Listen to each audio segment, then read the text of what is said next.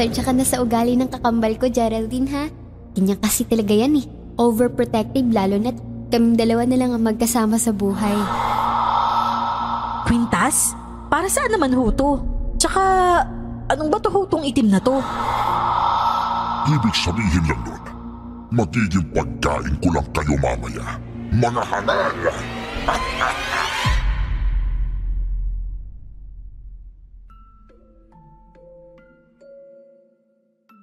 Kahit saan man tayo magpunta, dapat lagi tayong nag-iingat. Hindi kasi natin alam kung magiging ligtas ba tayo sa mga lugar na pinupuntahan natin. Isa lamang ito sa mga pangaral na laging sinasabi sa atin ng mga magulang natin, na madalas binabaliwala lang natin. Kaya naman ngayon, hayaan niyo po kong isalaysay ang aking naging karanasan nang lumipat kami sa probinsya ng namayapa akong lola. Magandang araw po sa lahat ng mga solid kayanggaw dyan, na mas lalo pang dumadami dahil sa nakaka-addict ng mga kwentong kababalaghan na ninanarate ni na Miss Clar at Sir Jay. Tawagin niyo na lamang po ako sa pangalang Geraldine. At ito ang aking kwento. Bago ko po simulan ng istorya, huwag kalimutang mag-subscribe bilang suporta sa ating channel. O anak, na-empake nyo na ba lahat ng gamit nyo? Mamaya lang, nandito na yung inarkila kong maghahatid sa atin sa pier. Opo ma, kung gusto nyo, pati tong si Rafa ilagay ko na rin sa maleta eh. Ang kulit eh, ni hindi man lang ako tinulungan. Imbis na iabot sa akin yung mga damit niya na ilalagay sa maleta, inuna pang ipasok yung mga laruan niya. Sayang naman po yun kung hindi natin dadalhin, Mama. Ibibigay pa sa akin yun ni Papa eh. Rafa anak, hayaan mo na yung mga yan. Hindi naman natin makakayang dalhin ng lahat ng mga yan eh. Iwanan mo na lang yung mga yan nang may mapaglaruan dito yung mga pinsan mo. Kaya nga, Raf. Tsaka sigurado namang bibilhan ka ulit ni Papa kapag nakauwi na siya. Malapit naman nang matapos yung kontrata niya eh. Siguradong mas magaganda pa yung mabibili mo pag nagkataon. O sige po. Pero dadalhin ko po tong si Buzz Lightyear. Favorite ko to eh. Oo na, sige na. Ay ma, nandyan na yata yung van na inarkila mo eh. Bumubusina na sa tapat ng gate oh. Ay oo nga no. Teka nga't lalabasin ko. O kayo, bitbitin nyo na yung mga gamit ninyo at ilagay nyo na dun sa sala. 20 anyos ako noon nang lumipat kami sa probinsya. Sayang naman kasi kung hindi matitirhan at mabubulok lang. Malaki pa naman ang bahay ni Lola doon na pinaaalagaan at pinalilinisan lang ni Mama sa dating kasambahay at labandera nila Lola noon na si Nana Olga. Kaya kami uuwi doon ay dahil matanda na si Nana Olga at hindi niya na kaya ang regular na maglinis sa bahay. Madalas inaatake na rin kasi ng rayuma. Higit 24 oras ang naging biyahe namin noon. Kaya naman pagdating sa bahay, tila lantang gulay na ako. Magandang hapon ho, Nana Olga. Abay Esme, ikaw na ba yan? Oho, ako nga. Kumusta ho? Eto, paika-ika na. Paano ba naman kasi umatake na naman ang rayuma ko. Abay, kailangan ko pang maglinis dahil nakakahiya naman sa inyo kung madarat na ninyong marumi itong bahay. Nana Olga naman no.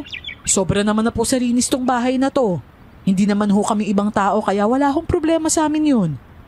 Nako, kahit na. Teka, ito na ba si Geraldine? At itong batang pogi na ito na ba yung bunso mo? Oho, Nana, sila na po yun. Oh, Rafa, Geraldine, magmano kayo kay Nana Olga. Mano po, Nana. Pero pagkatapos kong magmano, hindi kaagad binitawan ni Nana Olga ang kamay ko. Bagkus mas hinigpitan niya pa ang pagkakahawak sa akin. Nang mapatingin ako sa mga mata niya, parang may kung anong humele sa akin at bigla na lang akong nahilo. Ilang sandali pa, agad na lamang akong napatakbo sa gilid ng bakod, saka nagsuka ng nagsuka. O Geraldine anak, ano Ano ba nangyayari sa'yo? Nahihilo ka pa ba sa biyahe? Hindi ko nga po alam, May. Para po kasing may biglang pumiga sa tiyan ko. Parang binabaliktad na hindi ko maintindihan. Ay, nako, Iha. Pasensya ka na't baka nausog kita. Esme, pakibigyan mo nga ng luya itong anak mo. Pitpitin mo saka ipahid yung kata sa tiyan niya. Sige ho. Tara na muna sa loob. Hindi ko na napansin pa ang itsura ng bahay. Dahil pagpasok ko ay pinaupo na ako agad ni Mama sa couch na nasa sala. Saka naman tumungo si Mama sa kusina upang kumuha ng luya. Pakiramdam ko noon, sobra akong nahihilo na hindi ko mawari. Maya-maya lang, tinabihan ako ni Mama at sa kanya itinaas ang damit ko. Pinahid niya ang pinitpit na luya doon ng pakrus. Saka yun inilagay sa damit ko at itinali. O ano, masakit pa ba, Ineng? Opo, Nana Olgay, pero hindi naman na po masyado. Abay, mahina pala ang dungan mo. Delikado ka sa mga aswang ko, sa akin pa lang namimilipit ka na sa sakit ng tiyan. Mas madali ka kasi nilang malalansi kapag ganyan. O siya, magpapakulo muna ako ng tubig at igagawa kita ng salabat para lumabas ang hangin dyan sa katawan mo at baka nabigla ka rin sa hangin. Maraming salamat po, Nana Olga, ha? Walang anuman yon. Siya, sige. Maupo muna kayo dyan at magpahinga. Ikaw, Esme, gusto mo ba ng kape? Ipagtitimpla kita. Naku, tsaan na lang ho kung meron. Baka ho hindi kasi ako makatulog ka agad mamaya kapag nagkape pa ako. Meron din naman. Yung Lipton na green lang ang meron dito. Oho, pwede na ho yun. Salamat ho ulit, ha? Ikaw ba, iho? Anong gusto mong inumin? Gusto mo ba ng Ovaltine? Ovaltine? Aba, oo. Tsokolate yun na inumin. Abay, bakit hindi mo yun alam? Halika na sa kusina. Samahan mo ko't ipagtitimpla na kita. Sinamahan nga ni Rafa si Nana Olga sa kusina. Habang si Nanay naman, hinihilot ang kamay ko. Pinipisil niya yung gitna ng hintuturo ko at hinlalaki sa kamay para mapisaraw yung hangin. Binigyan niya rin ako ng white flower at sinabing singhutin ko yon. May eucalyptus yata yon, kaya nakatulong sa pagkawala ng hilo ko. Maya-maya pa, dumating na rin si Rafa at Nana Olga. Bitbit ang mga tasa. Tumatanda na talaga si Nana Olga. Sabi niya Ovaltine daw yun Cocoa naman ang nakalagay sa pack. Pasensya ka na po, ha? Akala ko kasi Ovaltine pa rin yun. Abay, parehas kasi ang kulay ng pakete. Pagpasensyahan niyo na po yung anak ko na yan, ha, Nana Olga? Mana kasi sa tatay niyang perfectionist Abay, ganun ba? O siya, eto na, Esme. Eto na ang tsaa mo. Ang taho pinakukuluan ko pa. Saglit na lang naman yon. Po? Taho po? Luya lang naman yun, Nana. Ay nako, ikaw talagang bata ka, lahat na lang napapansin mo. Taho naman kasi ang tawag ng ibang matatanda dun sa pinakuluang luya. Nasanay kasi kayong mga bata na yung taho gawa sa soya Tapos hinahaluan pa ng sago at saka ng arnibal. Abay, paborito nga yun ng mga bata. Kahit nga dito kapag nakarinig ng taho, magsisikuhaan ka agad ng baso. Pagkatapos tatakbo ng mabilis para maabutan lang yung naglalako. Abay, napapakamot pa nga yung magtataho. Dahil ang laki pa ng baso ng iba. Yung pala 10 piso lang ang bibilihin. Ganun ho talaga ata. Mga bata ito nga hong si Rafa, ganun din. Tapos 5 piso lang ang bibilihin. Ang sasabihin pa wala na raw kaming pera. Sa lusog ba naman ng batang to? Hindi naman mapagkakamalan na naghihirap. Ay nako, mga bata nga naman.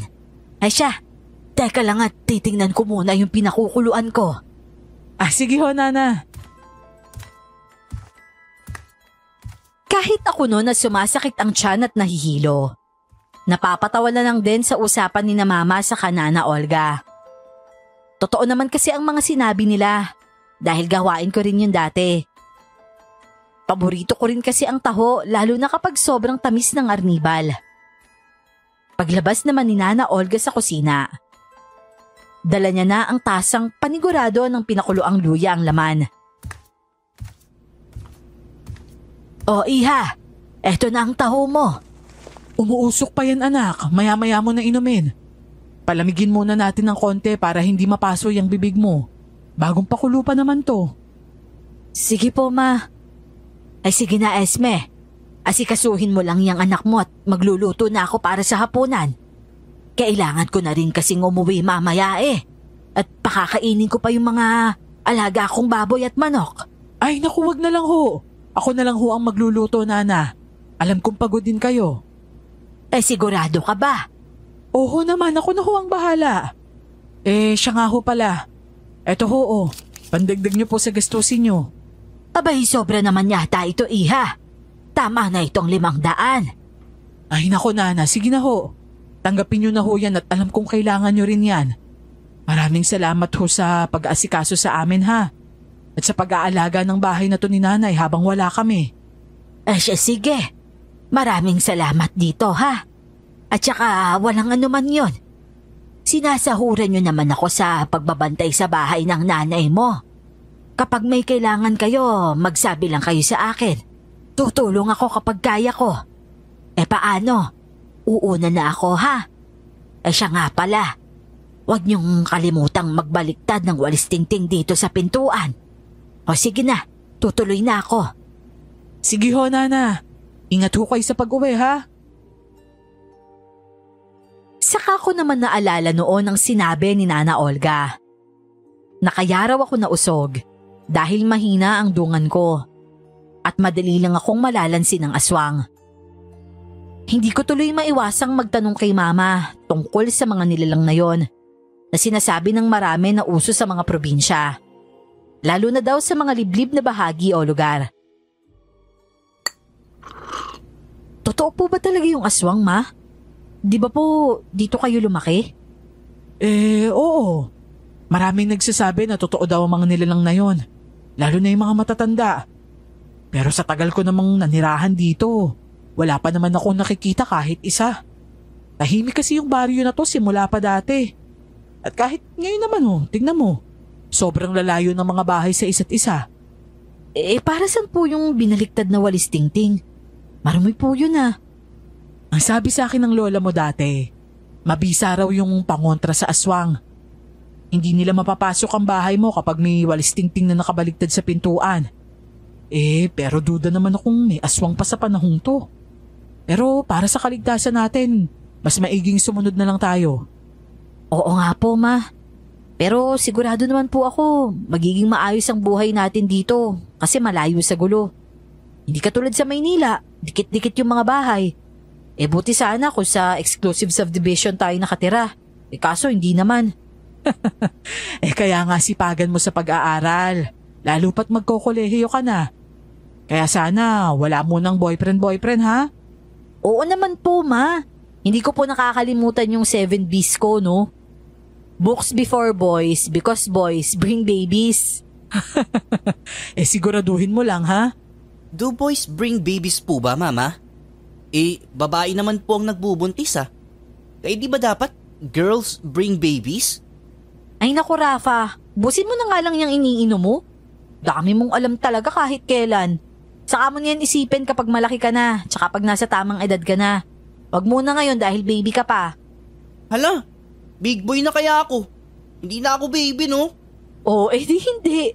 Walang iyakan, hindi naman kita inaano dyan eh. Ay nako, kayo talagang dalawa magsitigil nga kayo. O siya, Geraldine, ubusin mo na rin yung taho mo. Maiwan ko na muna kayo dyan at magluluto pa ako ng hapunan natin. Nang makapasok si Mama sa kusina ay nahiga muna ako saglit sa couch. Medyo nahihilo pa rin kasi ako ng mga oras na yon. Hindi ko naman inaasahang makakatulog ako. Kaya nagising na lamang ako dahil sa hanging bumubuga sa mukha ko. At pagdilat ko, nasa harapan ko pala si Rafa at hinihipan ang mukha ko. Mabilis akong napabangon at agad siyang binato ng throw pillow. Aray! Mama oh! Si ate! Namamato ng unan! Balahura ka kasi. Bakit ba kasi hinihingahan mo ko sa muka? Buti sana kung nag-toothbrush ka kaso hindi. Ang baho kaya ng hininga mo. At least, effective na pang magising, di ba? Kahit kasi tinatampal-tampal na kita, ayaw mo pa rin magising eh. Loko-lokong bata to ah. Ikaw yari ka talaga sa akin kapag nakaganti ako. Ay nako, tumigil na nga kayong dalawa. Lagi na lang kayong ganyan. Para kayong mga aso't pusa eh. Geraldine, matanda ka na ha? Umakto ka nang naaayon sa edad mo. Sorry na po. Ito kasi napakabalahura. Baho pa man din ang hininga, nakakadiri. O siya, hay na kayo sa hapag at nakahanda na yung hapunan. Kailangan nating magpahinga ng maaga para makabawi tayo. Lalo na't galing pa tayo sa biyahe. Naging maayos naman ang unang gabi namin noon sa bahay ni Lola. Para pang ang air-conditioned ang kwarto ng madaling araw dahil sa sobrang lamig. Kaya naman napasarap talaga ang tulog ko. Kinaumagahan, hindi pa sana ako gigising kung hindi lang kumatok si Mama sa kwarto ko.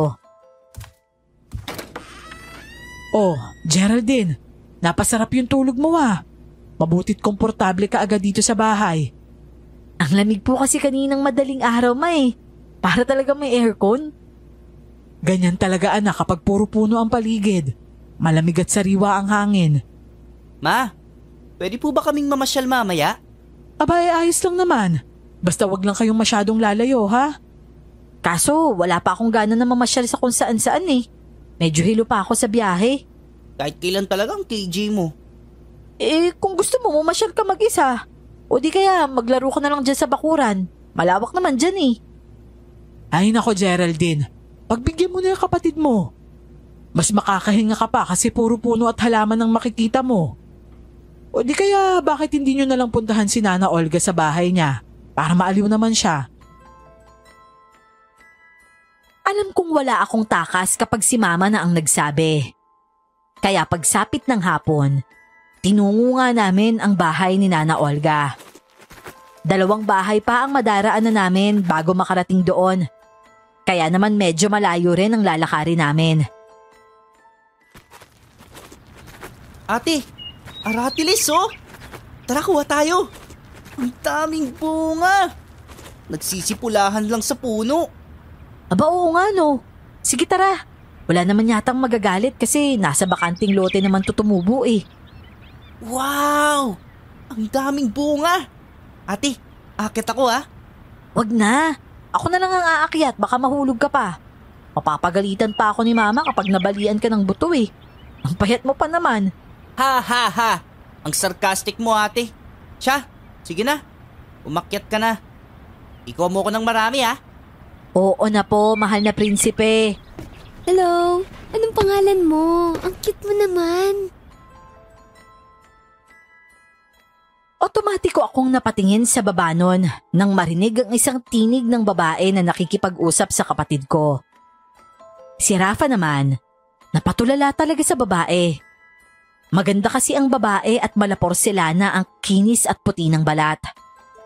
Maalon din ang itim niyang buhok na abot hanggang bewang ang haba. Masasabi kong sexy ang babae kahit na nakasuot ito ng maluwag na t-shirt na pinarisa naman ng padang lagpas tuhod ang haba.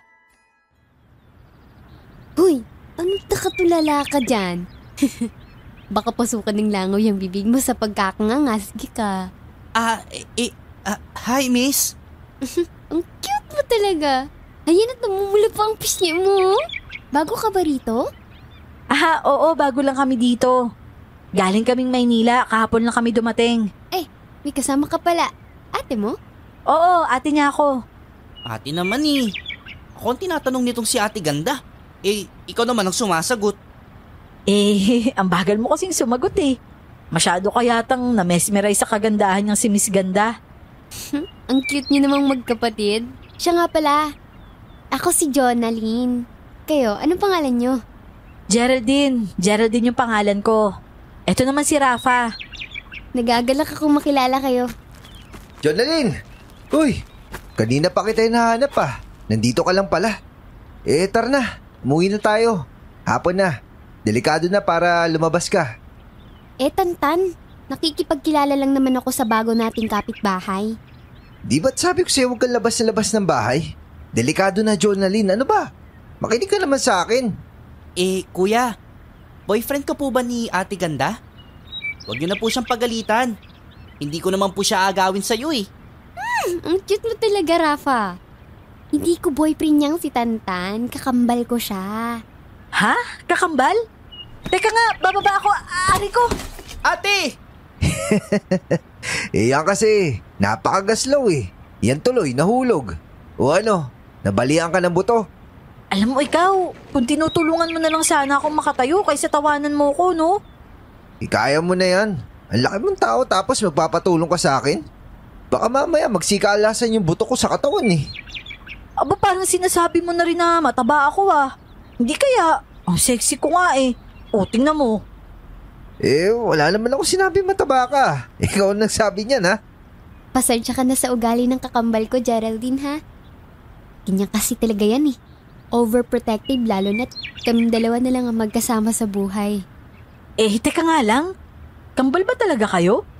Hindi nga, prank ba to? Ang layo kaya ng itsura nyo sa isa't isa. Tsaka, iba talaga yung kinis at puti ng balat mo eh. Mukha ka ng Koreana. Yung mga nasa K-pop girl group. Bah, parang sinabi mong pangit rin ako ah. Oh, ikaw may sabi niya na, hindi ako. Napangisi na lang ako nang makita kong parang uusok na yung ilong niya dahil sa inis. Nauna naman kasi siyang mambara kaya ibinalik ko lang sa kanya. Sinamaan niya pa ako ng tingin nun bago tuluyang hatakin palayo sa amin si Jonalyn. Kita mo yung taong yun, napakasama ng ugali. Uy, Tantan! Bagay sa iyang itsura mo, kasing sama ng ugali mo. Ate, wag mo nang patulan. Kakarating pa lang natin dito tapos naghahanap ka na kaagad ng kaaway. Siya yung nauna eh. Napakasuplado. Sarap kutusan sa bumbunan.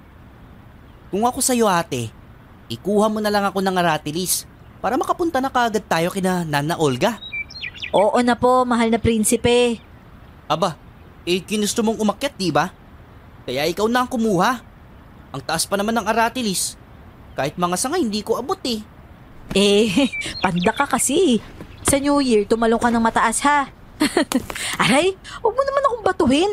Kapag ako nahulog ulit dito, yari ka talaga sa akin. Pasado 6:00 na nang makauwi kami ng kapatid ko sa bahay. Nawili kasi ako sa pakikipagkwentuhan kay Nana Olga. Saka tinulungan ko na rin siya sa pagpapakain ng mga alaga niya. Sa edad niyang 60, iba pa rin talaga ang lakas na taglay niya. Parang nasa 40s nga lang siya kung titignan dahil talaga namang masiyahin si Nana. Nang sumunod na araw, habang nagwawalis ako sa bakuran ay siya namang pagdaan ni Jonalyn. Oh, dito pala kayo nakatira sa bahay nila Lola Filomena? Oo. Kayo ba? Saan yung bahay niyo? Sa amin? Doon lang oh. Pagkatapos niyang bahay na green, amin na yung kasunod. Sa may malaking puno ng santol. Malapit lang pala. Oo nga eh. Nga pala, sorry talaga kahapon sa inasal ni Tantan ha. Naku, wala yun. Ayos lang yun. Siya nga pala, pwede ba tayo maging magkaibigan? Tingin ko kasi, mabait ka namang tao. Kung sa akin lang, wala namang problema. Pero ewan ko lang sa kakambal mo. Ayun nga parang nasundan ka pa yata. Malayo pa lang, kitang-kita na yung mga kilay niya na halos mag-isang guhit na lang eh. Hoy, Jonalyn! Hindi ka talaga nakikinig sa akin, no? Tigas-tigas talaga ng ulo mo. Alam mong gusto mo? Pabayaan na lang kita mapahamak? Excuse me lang po, Bakit naman mapapahamak si Jonalyn? Nandito lang naman siya sa amin. Hindi naman siya kakainin eh.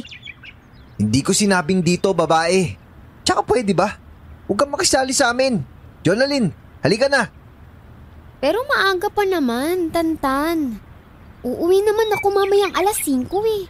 Huwag na kasi makulit. Ano ba? Nagagalit na ako ha? Sus, kung makabakod ka naman, kala mo naman. Pwede ba babae mo kang butike? Hayaan mo na nga kami ng kapatid ko. Saka kung mahal mo pa yung buhay mo, huwag mo na siya kaibiganin. Baka pagsisihan mo pa yon. Aba, kahapon lang sinabihan mo akong mataba. Tapos ngayon naman mukha akong butike. Tsaka ano ka mo? Pagsisisihan ko? Pinagbabantaan mo ba ako ha? Lalaking parang ilong na tinubuan ng muka. O ano ba yan? Bakit kayo nagsisigawan dyan? Abot hanggang sa kusina yung sigawan ninyo. Geraldine ha, nung isang araw lang tayo dito. Tapos nakahanap ka na kagad ng kaaway? Ito po kasing lalaking to eh. Napakasuplado. Hindi ko naman inaano. Sinusundo ko lang ho yung kapatid ko, Aling... Esme, ako si Esme. Nanay nitong si Geraldine. Yun na nga ho, Aling Esme. Sinusundo ko lang po yung kapatid ko. Minamasama kaagad nitong anak nyo. Totoo ba yun, Geraldine? Hindi naman po sa ganun, ma. Mag-sorry ka na lang para wala ng gulo. Tsaka hayaan mo na sila. Huwag kang maghahanap ng away dito at bagong salta lang tayo. Oh, edi sorry. Huwag ka na lang mag-sorry kung labas din sa ilong mo. Sorry na nga. O sige, okay na yan. Aling Esme, mauna na po kami na kapatid ko pasensya na ho sa abala. Seryoso lang akong tiningnan nun ni Mama bago iiling-iling na pumasok sa loob ng bahay. Alam kong hindi niya nagustuhan ang ginawa kong pang-aaway sa kapitbahay namin. At alam kong sermon ang aabutin ko dahil sa nangyari. At hindi nga ako nagkamali. Dahil pagkatapos naming kumain ng gabi ring yun, kinausap ako ni Nanay. Kaya naman kinabukasan, nang makita kong nakikipag-usap si Rafa kay Jonalyn sa harap ng bahay namin, agad kong sinaway ang kapatid ko. Uy Rafa, halika nga dito. Teka lang ate. Nakikipag-usap pa nga ako kay Ate Ganda eh. Tignan mo, binigyan niya ako ng 2 pack ng bagong text. Oh, hi Geraldine. Kung ako sa'yo, Jonalyn, umuwi ka na lang.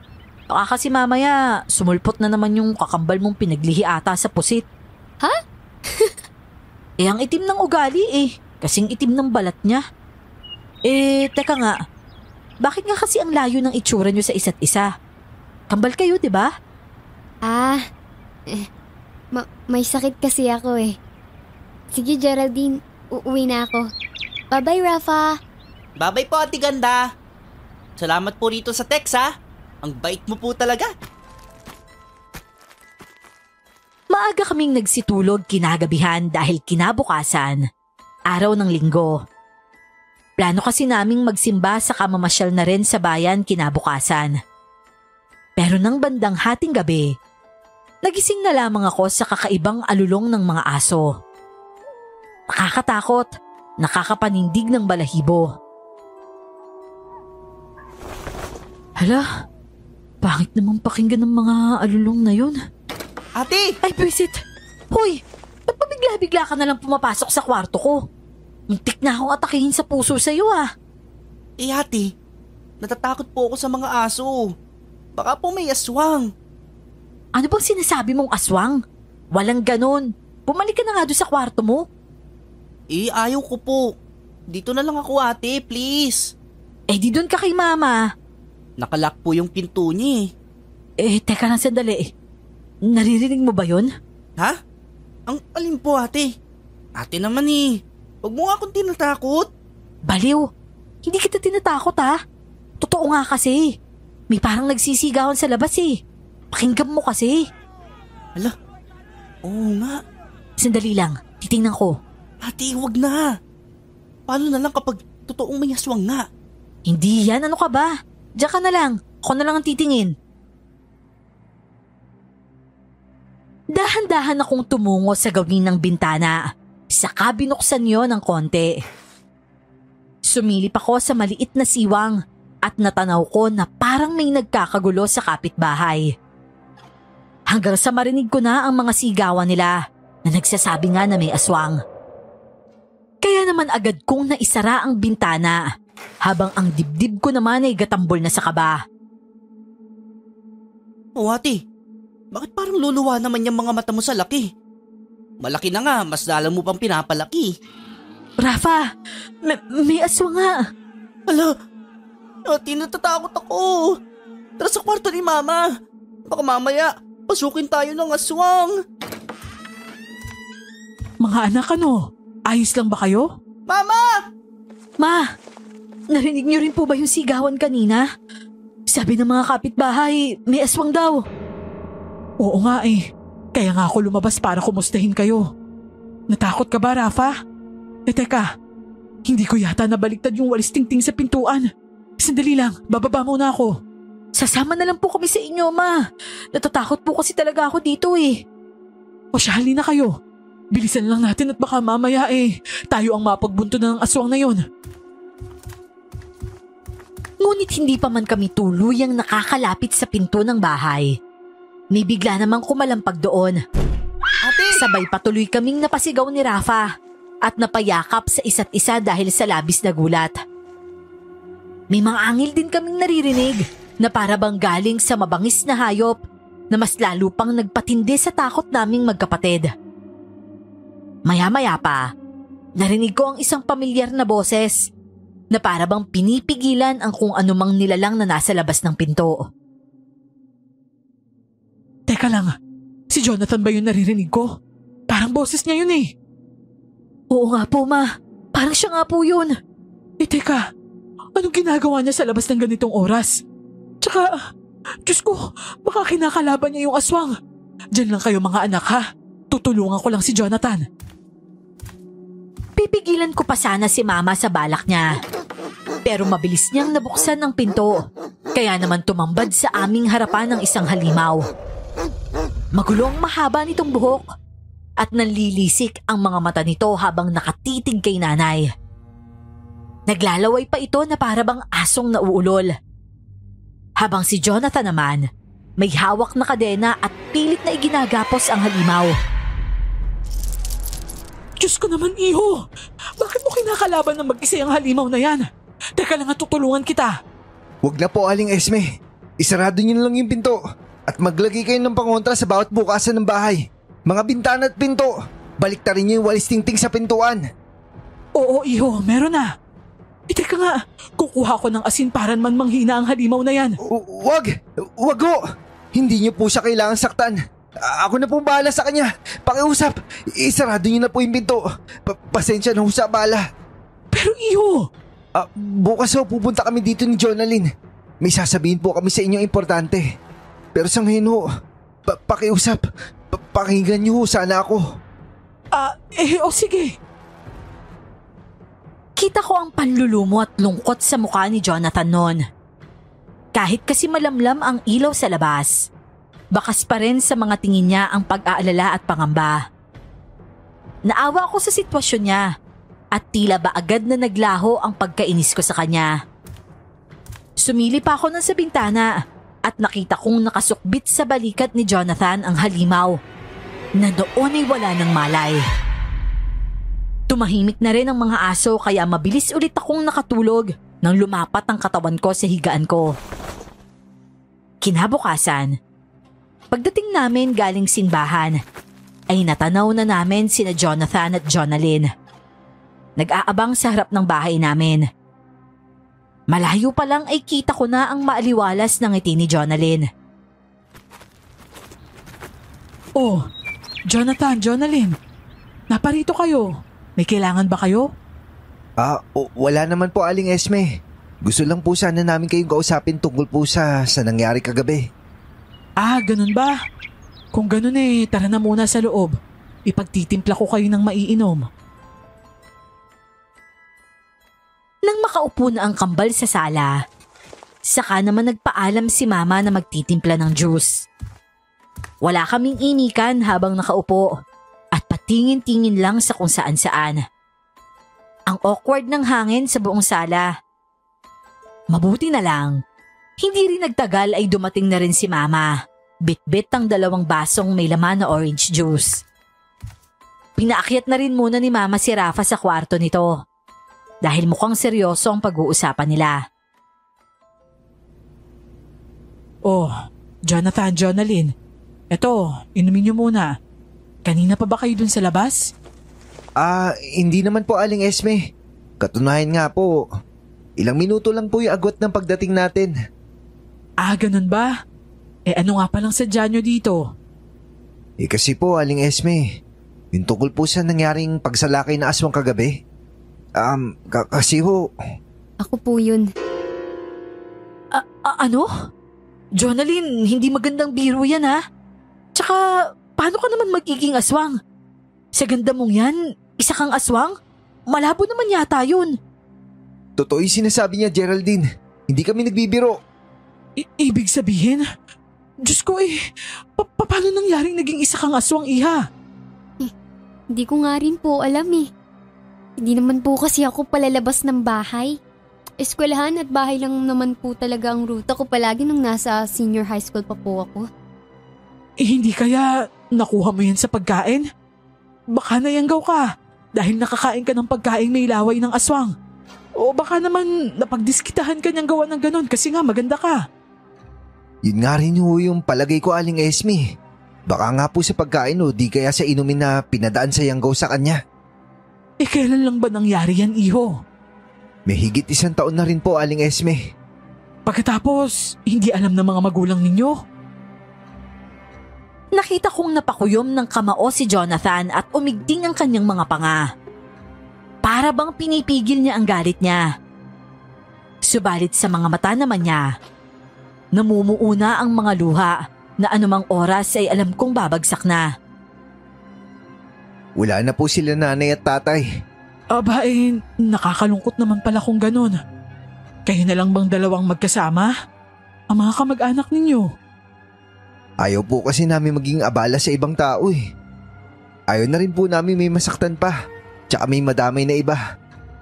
Tama na po yung nagsakripisyo ng buhay sila nanay at tatay. Kung ganun... Oo, Geraldine. Ako ang pumatay sa kanila.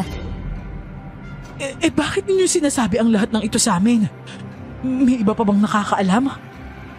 Kayo lang po yung sinabihan namin ng problema namin, Aling Esme. Pasensya na po sa abala.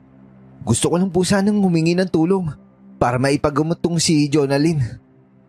O sige, susubukan natin. Maghahanap tayo ng magaling na albularyo na kayang magtanggal ng pagkayanggaw mo, Jonalyn. Maraming salamat po, Aling Esme. Hindi po talaga kami nagkamali ng nilapitan. Simula ng araw na yon, naging madalang na ang pagsusungit sa akin ni Jonathan. Kaso, naging madalas naman ang pambubuska at pambabara niya sa mga sinasabi ko. Kaya minsan, hindi rin talaga maiiwasang magkainitan kami. Isang Biyernes naman ng hapon, habang nagdidilig ako ng mga halaman sa bakuran, ay may lumapit sa aking isang matandang lalaki. Uugod-ugod na ito at may tungkod pang nakaalalay sa paglalakad niya. Hindi naman siya mukhang palaboy, pero may dala siyang isang bag na gawa sa katsa at may lamang kung ano-ano. Hindi ko na sana siya papansinin nang bigla naman siyang lumapit sa akin, saka ako sinitsitan. Psst! Iha! Iha! Ho? Ako ho? Halika rito. May ibibigay ako sa'yo. Teka lang ho muna. Sino ho ba kayo? Parang ngayon ko lang ho kasi kayo nakita dito eh. Lucio ang pangalan ko. Tawagin mo kong Tatang Lucio. Isa akong albularyo at taga roon sa bayan. Ho? Albularyo ho kayo? Tamang-tama ho. Naghahanap ho kami ng albularyo. Kailangan ho kasing maipagamot ng kaibigan ko eh. Doon na ako galing, Iha.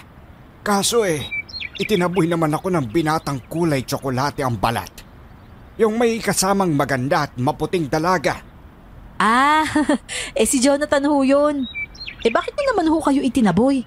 Sinabi niyo ho bang albularyo kayo? Oo. Kaso, ayaw niyang makinig. Hindi naman natin mapipilit ang isang tao kung ayaw niya, hindi ba? Sa bagay, may punto naman ho kayo. Siya nga pala. Ito, sa'yo na yan. Kwintas? Para saan naman ho to? Tsaka, anong ba to ho tong itim na to? Proteksyon yan laban sa mga aswang, Iha. Kapag may aswang na malapit, iinit ang palawit na bato ng kwintas na yan. Talaga ho? Naku, maraming salamat po ah. Minsan kasi nakakatakot na rin kapag hindi mo alam kung kailan aatake ang aswang. At least ngayon ho, malalaman ko na kapag may aswang nga sa malapit. Mas makakapaghanda ho ako. Tama nga yung sinabi mo, Iha. Pero wag mong ipagsabi sa iba ang tungkol sa kwintas na yan, ha? Mawawalan kasi ng bisa kapag may ibang nakakaalam. Saka lagi mo dapat yang itatago sa ilalim ng damit mo para hindi makita ng iba. O sige ho, Tatang Lucio. Maraming salamat ho ah. Ingat ho kayo sa pag-uwi. Ate, sino pong kausap mo dyan? Ha? Wala yun. Tara na sa loob. Akala ko magtutuloy-tuloy na ang pagiging tahimik ng baryo namin noon. Pero isang umaga, nabalitaan na lang namin na may naganap na patayan malapit sa bayan. Hinuha ng marami, aswang ang pumatay dun sa biktima. Sakto namang sinasamahan ko noon si Nana Olga para bumili ng feeds na ipapakain niya sa alaga niyang baboy. Na mapansin kong halos lahat ay sa amin nakatingin. Maya-maya pa, may aling biglang ng bato kay Nana Olga ng hilaw na itlog at tinamaan ng matanda sa paa. Tinatawag nito si Nana Olga na aswang, kaya naman sumunod na rin ang iba. Pakiusap naman, tama na! Hindi ako aswang! Nagkakamali kayo ng pinagbibintangan! Tama na ho, maawa naman ho kayo sa matanda! Wala naman ho kayong mga pruweba na siya yung aswang, di ba? Pakiusap, tama na! Gusto nyo bang patunayan ko sa inyo na hindi talaga ako aswang? Bigyan nyo ko ng asin at bawang. Kakainin ko ang mga yun sa harapan ninyo. Mapatunayan ko lang na malinis ang konsensya ko. Doon na tumigil ang ale na namato kay Nana Olga. Ako na ang kumuha ng asin at bawang na kakainin ni Nana. Para lang patunayan ang sarili niya sa mga tao na naroon. Nang makita nilang wala namang nangyari sa matanda, ako naman ang napagdiskitahan nilang pagbintangan. Hoy, teka lang, ano ba? Porkit ba napatunahin ni Nana Olga na hindi siya yung aswang? Maghahanap kayo agad ng bagong pagbibintangan? Bakit hindi ho muna kayo mag-imbestiga bago kayo manisi sa kapwa nyo? Ano po bang gusto nyo? Gawin ko rin yung ginawa ni Nana Olga? O sige, kala nyo natatakot ako? Binalatan ko ang bawang sa harap nila at saka yun kinain. Hindi ko gusto ang lasa ng hilaw na bawang sa totoo lang. Nanunuot kasi ang amoy nun sa ilong ko kapag nginunguya. Pero para ipagtanggol ang sarili ko laban sa bintang ng mga tao, ginawa ko yon. Pagkatapos ay kumuha naman ako ng asin sa kinain din yon. O ano? May nangyari ba sa akin? Wala naman, di ba? Padalos-dalos kasi kayo sa pamimintang eh. Wala naman kayong pruweba. O ano? Masaya na kayo. Nakaabala kayo ng tao, alam nyo ba yon? Hindi porket bagong salta lang kami dito. Kami na agad yung aswang. Napaka-judgmental nyong masyado. Ay nako, tara na nga ho, Nana Olga. Kakaimbyer na yung mga tao dito. Niyakag ko na lang si Nana Olga sa isang tindahan na walang masyadong tao. Saka doon kami bumili. Pagkatapos ay agad na kaming umuwi dahil baka kung ano pa ang magawa ng ibang tao sa amin. Ang hindi ko alam, matagal na palang alam ni Nana Olga ang tungkol sa kalagayan ni Jonalyn. Kailangang magdoble ingat ni Jonalyn. Delikado ang buhay niya kapag nalaman ng mga tao na isa siyang aswang. Alam niyo po, Nana Olga? Oo, Iha. Matagal na. Abay kung hindi mo na itatanong, anak ako ng isang albularyo, kaya alam ko ang tungkol sa kanila. Naku, kung ganun po, may kilala po ba kayong albularyo? Abay meron, yung pinsan ko. Siya yung sumalo sa pagiging albularyo ng tatay ko. Bakit hindi niyo ho siya inirekomenda kina Jonathan? Di sana dati pang nagamot yung pagiging aswang ni Jonalyn. Hindi naman sila humihingi ng tulong sa akin. Siguro'y akala rin nila hindi ko alam na aswang si Jonalyn. Itinatago nga nila ang kalagayan niya, hindi ba? At saka, sino ba namang hihingi ng tulong sa isang matandang kagaya ko. Nako, mas malakas pa nga po kayo sa kalabaw eh. Habay bolera ka rin talagang bata ka, no? Dahil sa nalaman ko tungkol kay Nana Olga, agad akong dumiretso sa bahay nila Jonathan pag uwi ko galing kina Nana. Sasabihin ko sana kay Jonathan na may kilalang albularyo si Nana, kaya maipapagamot na niya ang kapatid niya. Pero pagdating ko sa bahay nila, narinig ko ang kakaibang pag-angil ni Jonalyn mula sa loob. Si Jonathan naman, pilit na pinipigilan ng kapatid niya at pinakikiusapan ito na kumalma. Doon ko naman naramdaman ang pag-init ng kwintas ko. Ibig sabihin, totoo nga ang sinabi ni Tatang Lucio. Naiinit ito kapag may aswang sa paligid. Jonathan? Jonathan, anong nangyayari sa inyo dyan? Buksan mo tong pinto! Umalis ka muna, Geraldine. Nagiging agresibo si Jonalyn. Baka kung mapaano ka rito. Hindi! Ako bahala sa sarili ko. Basta buksan mo to. Hindi mo siya kakayaning mag-isa kung nagiging agresibo nga siya gaya ng sabi mo. Kahit anong katok at pagkalampag ang gawin ko sa pinto, ayaw niya pa rin yung buksan. Saka ako naisip na dumaan sa kusina sa likod ng bahay nila. Sakto at hindi nakalak ang pinto roon, kaya nagawa ko ring makapasok sa loob. Nakita ko naman si Jonathan na pilit na niyayakag si Jonalyn papunta sa kwarto nito, habang nakagapos ang dalawang kamay sa likuran nito. Nang mapabaling naman ang tingin sa akin ni Jonalyn, mas lalo pa siyang nagpumiglas mula sa pagkakahawak sa kanya ni Jonathan. Umaangil pa siya na para bang galit na galit siya sa akin. Jonalyn, ako to si Geraldine. Nakikilala mo pa naman ako, di ba? Ang kulit mo talagang babae ka kahit kailan, no? Di ba sinabi ko sa'yo umuwi ka na? Gusto ko lang naman tumulong eh. Jonathan! Jonathan, tulungan mo ako! Jonalyn! Nalinti ka na. Ito na nga ba yung sinasabi ko eh. Diyos ka, Jonalyn! Pakiusap, pingilan mo yung sarili mo. Ako to, si Geraldine to. Hindi mo na ba ako nakikilala? Jonalyn! Kumalma ka naman! Pakiusap naman, no?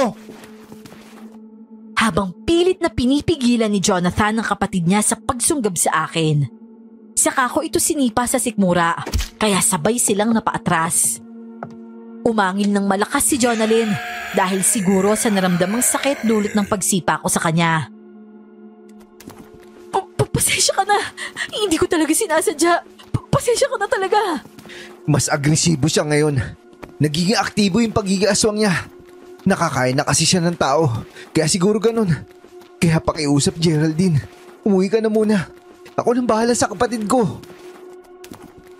Dahil na rin sa labis na takot, agad nga akong napatakbo palabas ng bahay nila.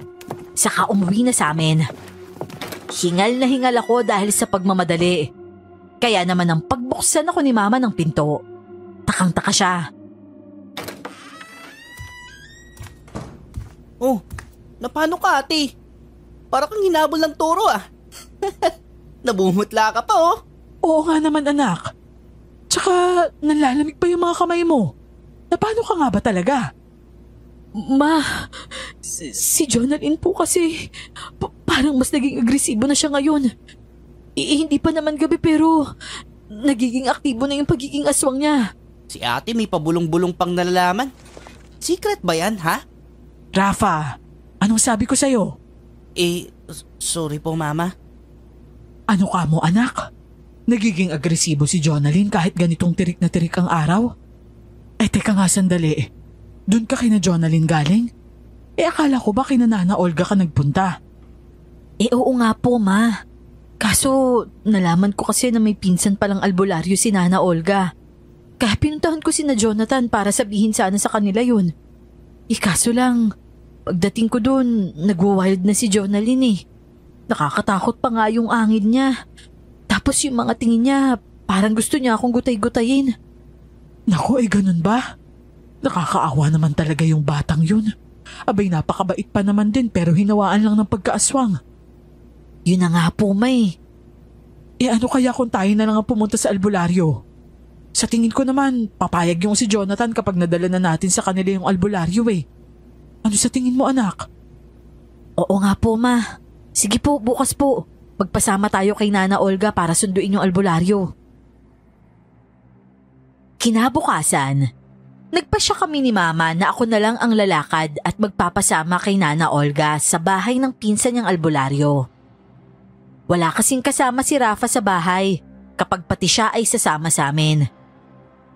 Hindi rin kasi namin sinabi sa kapatid ko ang tungkol sa pagiging aswang ni Jonalyn. Kahit kasi parang matanda nang makipag-usap ang kapatid ko, isa pa rin naman siyang bata. Nana Olga, malayo pa po ba tayo? Napapagod na po kasi ako eh.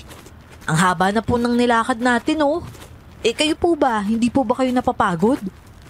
Tapos wala na ring laman tong tubigan ko. Bakit ba kasi walang dumadaang tricycle dito? Naman no? Abay, nagre-reklamo ka ba? Ako ngang matanda na kinakaya pa.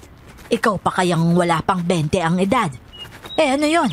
Mas mahina pa ang resistensya mo kaysa sa akin. Hindi po kasi ako sanay sa malayo ang paglalakad eh. Para pong pinipiga yung binti ko kapag naglalakad ako ng malayo. Abay, kulang ka siguro sa ehersisyo. Kaya ganyang mabilis kang mapagod. Alam mo kasi, ang mga bahay ng albularyo, nasa mga liblib na lugar talaga yan. Kailangan kasi nila ng tahimik na lugar dahil may mga ritual silang ginagawa na kailangan ng matinding konsentrasyon. Ganun po ba yun? Pero Nana, nung nakaraang araw po kasi may isang matandang lalaki na tumigil sa mismong tapat ng bahay namin. Nagpakilala po siya na Tatang Lucio ba yun? Isa raw po siyang albularyo? Tatang Lucio? Sandali nga.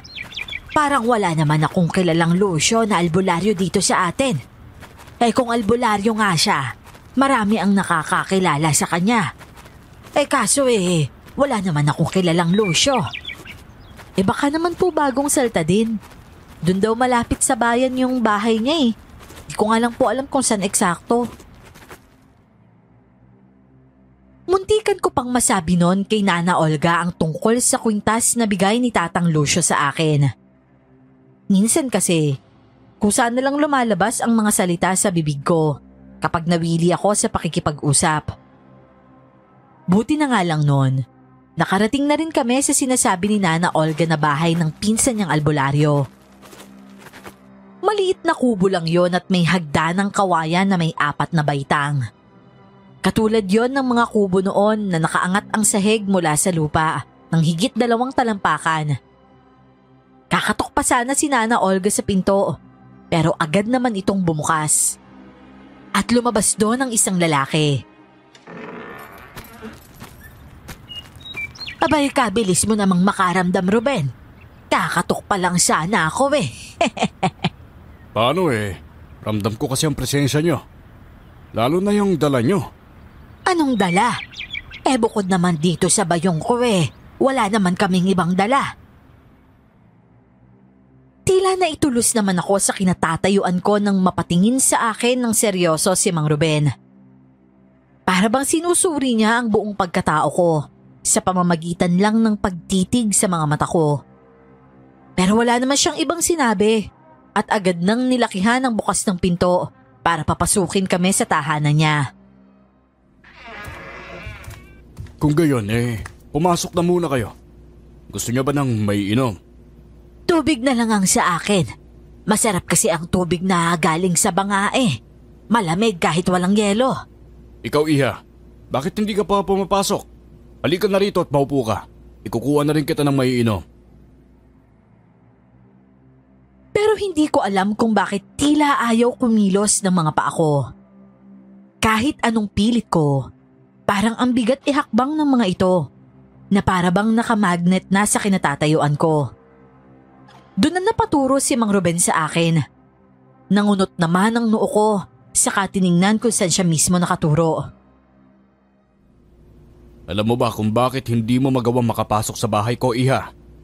Dahil yung kwintas na suot mo, binabalot yan ng itim na aura. Ramdam ko ang malakas na puwersang nanggagaling sa kwintas na yan. At itong bahay ko, puno ng proteksyon laban sa mga masasamang nilalang o enerhiya na galing sa kanila. Geraldine, Iha, Totoo ba ang sinasabi ni Ruben? May kwintas ka bang galing sa nilalang ng dilim? Oo. Pero bakit sabi ho ni Tatang Lucio? Itong kwintas daw na to, magsisilbing proteksyon ko laban sa mga aswang. Ang sabi niya, pwede rin daw tong gamiting babala dahil nga umiinit tong bato kapag may aswang na malapit. Nasubukan ko na ho to nung magpunta ako kila Jonathan. Ibigay mo sa akin ang kwintas, Iha. Titignan ko.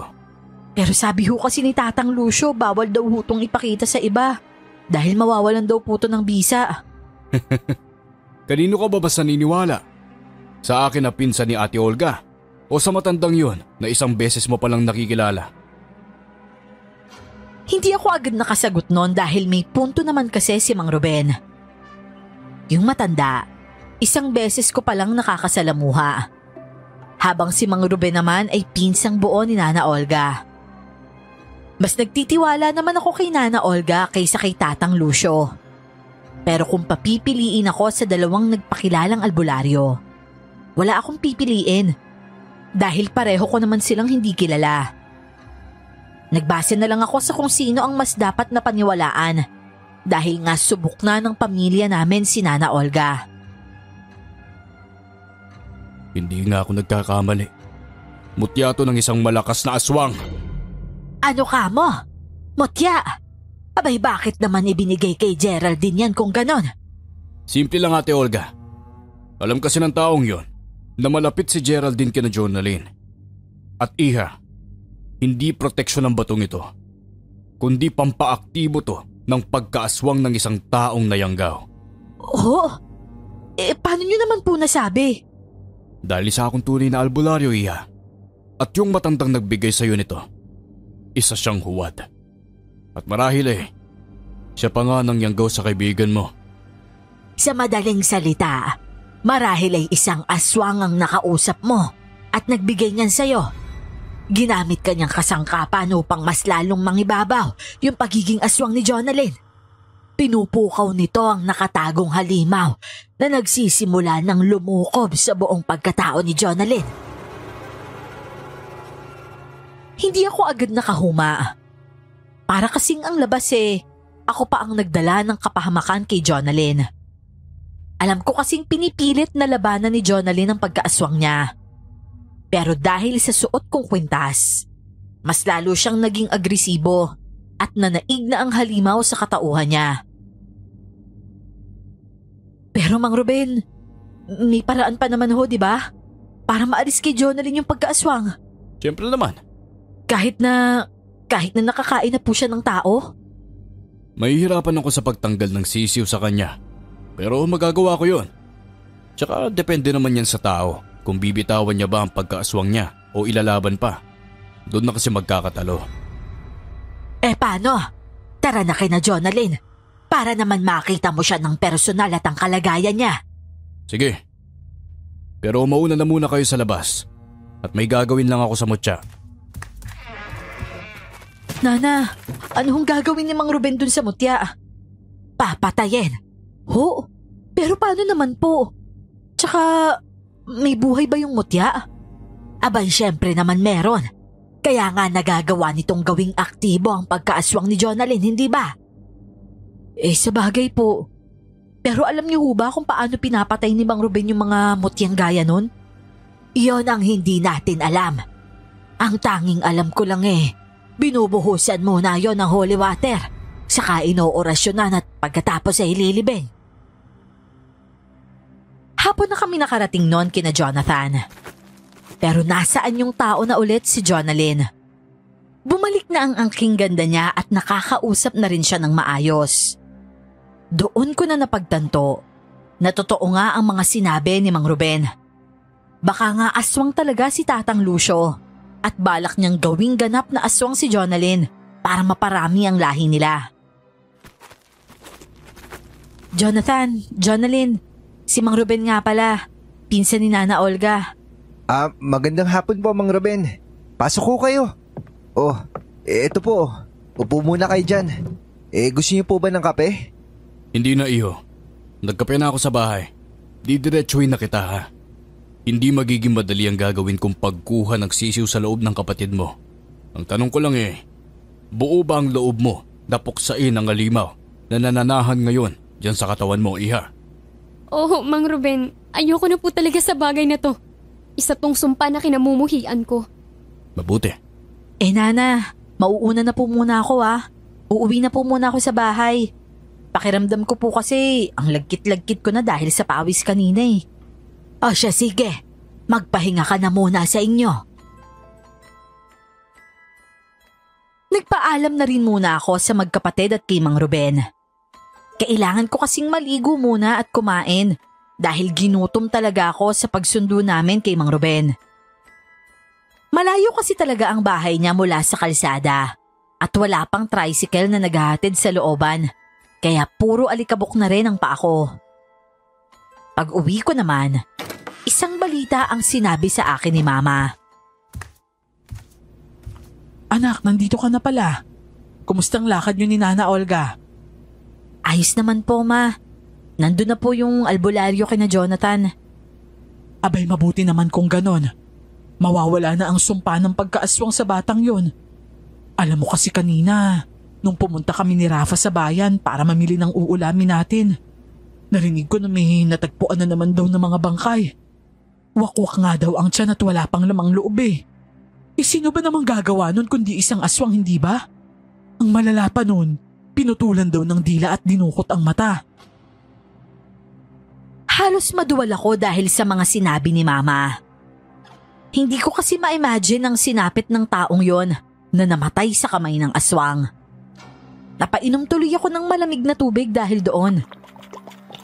Ang mas masakla pa, kahit na napatunayan ko ng hindi kami aswang, kami pa rin daw ang pinaghihinalaan ng mga taga-baryo. Kaya nga hindi rin nagtagal sina Mama sa bayan dahil nga baka may makapansin sa kanila. Pagkatapos ko namang kumain at maligo, nagpaalam na ulit ako kay Mama na pupunta kina Jonathan. Anak, Geraldine, ano kaya kung wag ka na munang lumabas ng bahay? Delikado na kasi talaga ang panahon ngayon eh. Baka makawala ulit si Jonalyn tapos ikaw naman ang mabiktima. Po? Pero hindi naman po si Jonalyn ang bumibiktima sa mga tao, Ma. Paanong hindi? Pareho naman nating alam na siya lang ang aswang dito sa baryo. Hindi ba't ang sabi mo nga naging agresibo na siya at gusto kanyang patayin? Pero hindi po yun pwede, Ma. Paano naman makakapambiktima si Jonalyn? Nakagapos po siya. Hindi inaalis ni Jonathan yung paning niya sa kapatid niya. At bantay sarado niya po si Jonalyn. Kaya imposible yun, Ma. Kung ganun, sino ang aswang na pumapatay sa mga tao rito sa baryo? Si Tatang Lucio po, Ma. Teka. Sinong Tatang Lucio? Dahil hindi ko sinabi kay Mama ang tungkol sa nakilala kong matanda, noon ko lang inamin sa kanya ang lahat. Pati ang pagtatago ko sa kwintas na hindi naman pala proteksyon, kundi mutya pala ng pagkaaswang. Pero dahil sa mga sinabi ko sa kanya, mas lalo niya lang akong pinagbawalan na lumabas ng bahay. Hindi ko na tuloy alam kung ano ang nangyayari kina Jonathan at kung nagamot na ba ni Mang Ruben si Jonalyn. Hindi tuloy ako makatulog nang sumapit na ang gabi. At saka naman ako nakarinig ng mga alulong mula sa labas ng bahay. Diyos ko, ang sama naman ng mga alulong na yun. Mama! Mama'y kumakalampag sa bubong, Ma! Rafa! Diyos ko naman, tulog ba kayo? Gumising kayo, Ma! Pero kahit anong pagtawag na gawin ko, parang wala silang naririnig. Kaya kahit nangangatog ang tuhod ko dahil sa takot, pinilit ko pa rin tumayo mula sa kama, saka pinuntahan ng kwarto ni Mama at ng kapatid ko. Pero kahit anong pagkalampag ang gawin ko sa mga pinto ng kwarto nila, hindi talaga sila nagigising. Kung ano-anong senaryo na ang pumapasok sa isip ko noon, pero mas pinili kong patatagin ang loob ko. Geraldine, alam kong alam mo na ang buong katotohanan. At alam ko rin na wala na sa'yo ang mutya. Wala ka ng silbi sa akin kaya hindi na kita hahayaan pang mabuhay. Hayop ka talagang aswang ka! Nilinlang mo ako! Nagpanggap ka pa talagang albularyong bisit ka? Yung pala may iba kang plano? Pues sorry ka na lang dahil hindi na matutuloy yung balak mo kay Jonalyn. Kaya nga, papatay na lang kita. Nang dahil sa pagiging pakialamera mo, naunsami pa ang plano ko. Kaya pagpapayaran mo yun ngayon. Tila dumagundong nakulog ang boses ng aswang na yon dahil sa laki at lalim. Mas lalo lang nangatog ang mga tuhod ko at nanindig din ang mga balahibo ko sa katawan. Maya-maya lang, may narinig naman ako sigaw mula sa labas. Kaya napabalik ako sa kwarto saka sumilip sa maliit na siwang ng bintana. Buisit kang aswang ka! Bumaba ka dyan! Ako harapin mo! Jonathan! Ano? Matapang ka, di ba? Halika dito! Harapin mo ako, hayop ka! Baba! Isang malakas na angil pa ang narinig ko bago may biglang bumagsak sa lupa sa harap mismo ni Jonathan. Isang malaking nilalang na mabalahibo ang itim na balat. May matatalas na mga kuko at mahahabang mga pangil. Umangil ito na animoy isang leon. Natatakot ako para kay Jonathan. Pero siya naman, parang hindi natitinag sa nakikitang halimaw sa kanyang harapan. Diyos ka, Jonathan! Hindi mo siya kakayaning mag-isa. Ano ka ba? Alam kong ikaw yung gumagawa nun sa kapatid ko. Hayop ka! Ano bang pakay mo sa amin? Bakit mo siya ginawa aswang? Ba't matapang ka, bata? Akala mo ba kakayanin mo ko, ha? Baka isang pitik ko lang sa'yo. Magkalasog-lasog ang katawan mo. Kumpara naman sa'yo. Matapang ka lang kasi nasaan yung aswang ka. Pero sige, subukan mo labanan bilang tao. Tignan natin kung sino yung unang magkakalasog-lasog sa ating dalawa. Jonathan naman! Huwag mo na siyang galitin! Kung gawin na rin kaya kitang aswang para patas. Ano? Ulol! Kahit gaano ka pa kalakas, lalabanan pa rin kita kahit tao lang ako. Hindi ko kailangan maging halimaw para matapatan yung lakas mo. Kaya kitang tapusin sa sarili kong mga kamay! At sa palagay mo, kaya mong talunin ang isang harimondon na gaya ko? Nananaginip ka yata, bata. Baka hindi mo alam na ang lahi namin ay galing pa sa mga sinaunang kadatuan. Matagal na kaming namubuhay, kaya hindi mo ko basta-basta mapapatay. Hoy ikaw! Bakit hindi mo subukan ng lakas ko, aswang? Jonalyn! Diyos ka, Jonalyn! Ipapahamak mo lang ang sarili mo! Jonalyn! Ba't ka ba lumabas? Mang Ruben! Bakit yung pinakulan yung kapatid ko? Dahil yun ang gusto niya, iho. Gusto niyang tulungan ka dahil alam niyang madedehado ka laban sa aswang na hari mo doon. Mabilis akong bumaba noon at lumabas ng bahay nang makita ko si Jonalyn. Balak niyang kalabanin ang hari mo doon. Kaya naman nagdala ko ng bawang at asin. Ayon kasi sa mga napapanood ko sa mga pelikula, mabisa daw tong pangontra sa mga aswang.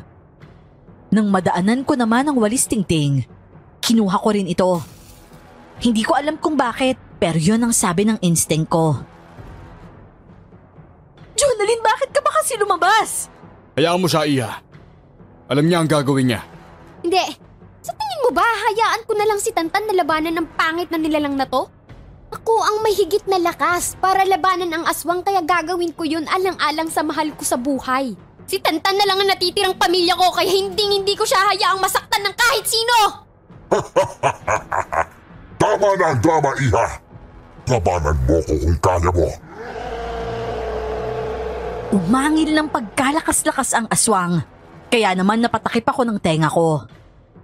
Parang mababasag na nga ang eardrums ko dahil sa lakas nun. Mabilis namang nagpalit ng anyo si Jonalyn. Mas sumaba pa ang kanyang buhok at kumulubot ang kanyang balat sa muka. Tinubuan din siya ng mga pangil na animoy sa vampira. Mas makakatapat niya ang harimondon sa lakas dahil isa siyang bangkilan. Huwag kayong mag-alala dahil kaya niya yan. Pero hindi niyo siya dapat pinayagan. Baka mapaano yung kapatid ko. Bago pa lang siya nag-iaswang. Paano kung makontrol siya nung halimaw na yun na nasa loob niya? Tapos bigla siya magbago. Tsaka paano kung pumanig siya sa harimondon? Tapos bigla na lang tayo atakihin. Wala ka bang tiwala sa kapatid mo? Kung ganon, minamaliit mo ang pagmamahal niya para sa'yo, iho. Handa siyang ibuwis ang buhay niya para sa'yo pero ikaw, walang tiwala na magagawa niyang iligtas ka. Alam namin ang nararamdaman mo, iho.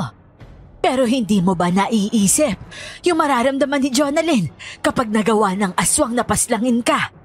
Wala nang matitirang pamilya niya pag nagkataon. Hindi na nakaimik pa si Jonathan dahil sa mga sinabi ni Mang Ruben at Nana Olga.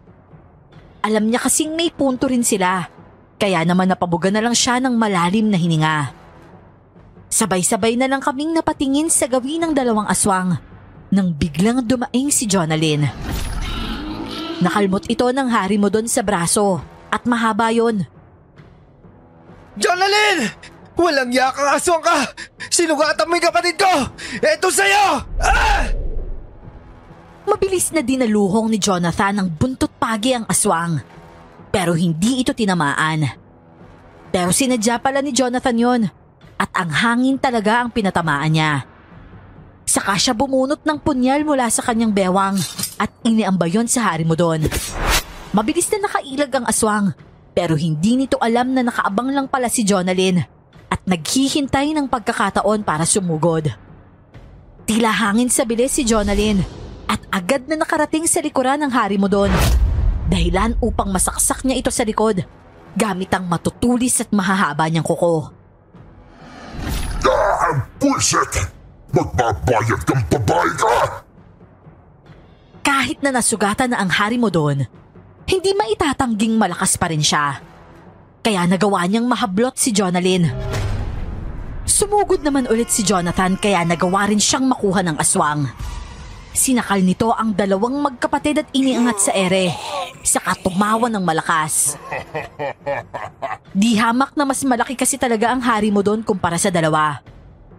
Hindi ko naman inaasahan ang ginawa ni Mang Ruben. Kinuha kasi nito mula sa akin ng walis tingting, saka mabilis na pumunta sa likuran ng hari mo doon. Sa kanya ito hinampas ng ubod ng lakas. Natamaan ang sugat nito na likha ng bangkilan, dahilan upang mapadaing ito at mabitiwan ng magkapatid. Mabilis ko namang binalatan ang bawang at ibinato ito sa aswang. Saktong tinamaan ito sa muka, kaya mas lalo pa itong nagwala. Mga hayop kayo! Pinagkaisa niyo ko! Pagpapayarin ko kayong lahat! Iisa-isahin ko kayo hanggang sa maubos kayo, mga hangal! Hoy, Alimaw! Saan ka pupunta? Huwag mo kaming takasan! Tapusin na natin to! Hoy! Siguradong malalim ang sugat na natamo ng aswang na yon. Kaya mas pinili na lang niyang tumakas kesa mag-isa sa sarili niyang mantika. Magpapagaling muna yon bago muling umatake. Ang kaso ay paano yan? Nasa delikado ang buhay nating lahat.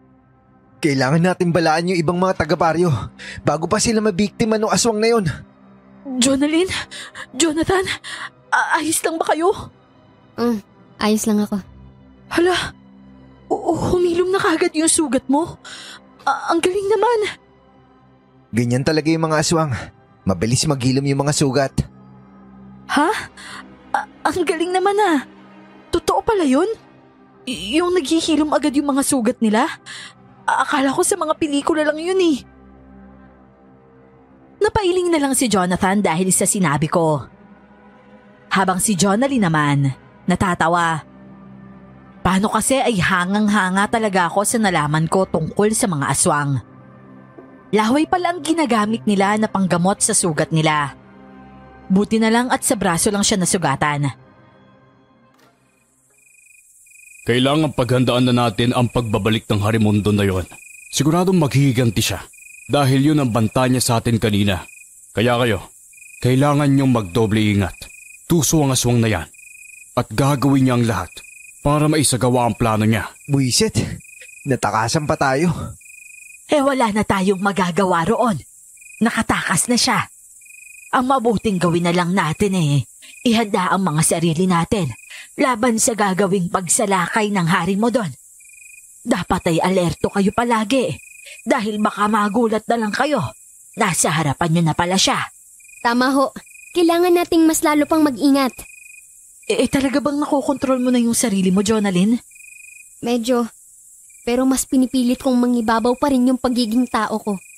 Sinasanay ko yung kaisipan ko na manatiling tao kahit na alam kong nagiging halimaw na yung katawan ko. Pero mapapahamak ka lang kung lalaban ka sa mga aswang na yun. Masasaktan ka niya. Kung masasaktan niya ako na isa akong aswang, paano pa kaya kayo? Mas madali niya kayong masasaktan kasi mga tao lang kayo. Aminin man natin o hindi. Mas malakas ako kumpara sa inyo. Tama ang kapatid mo, Iho.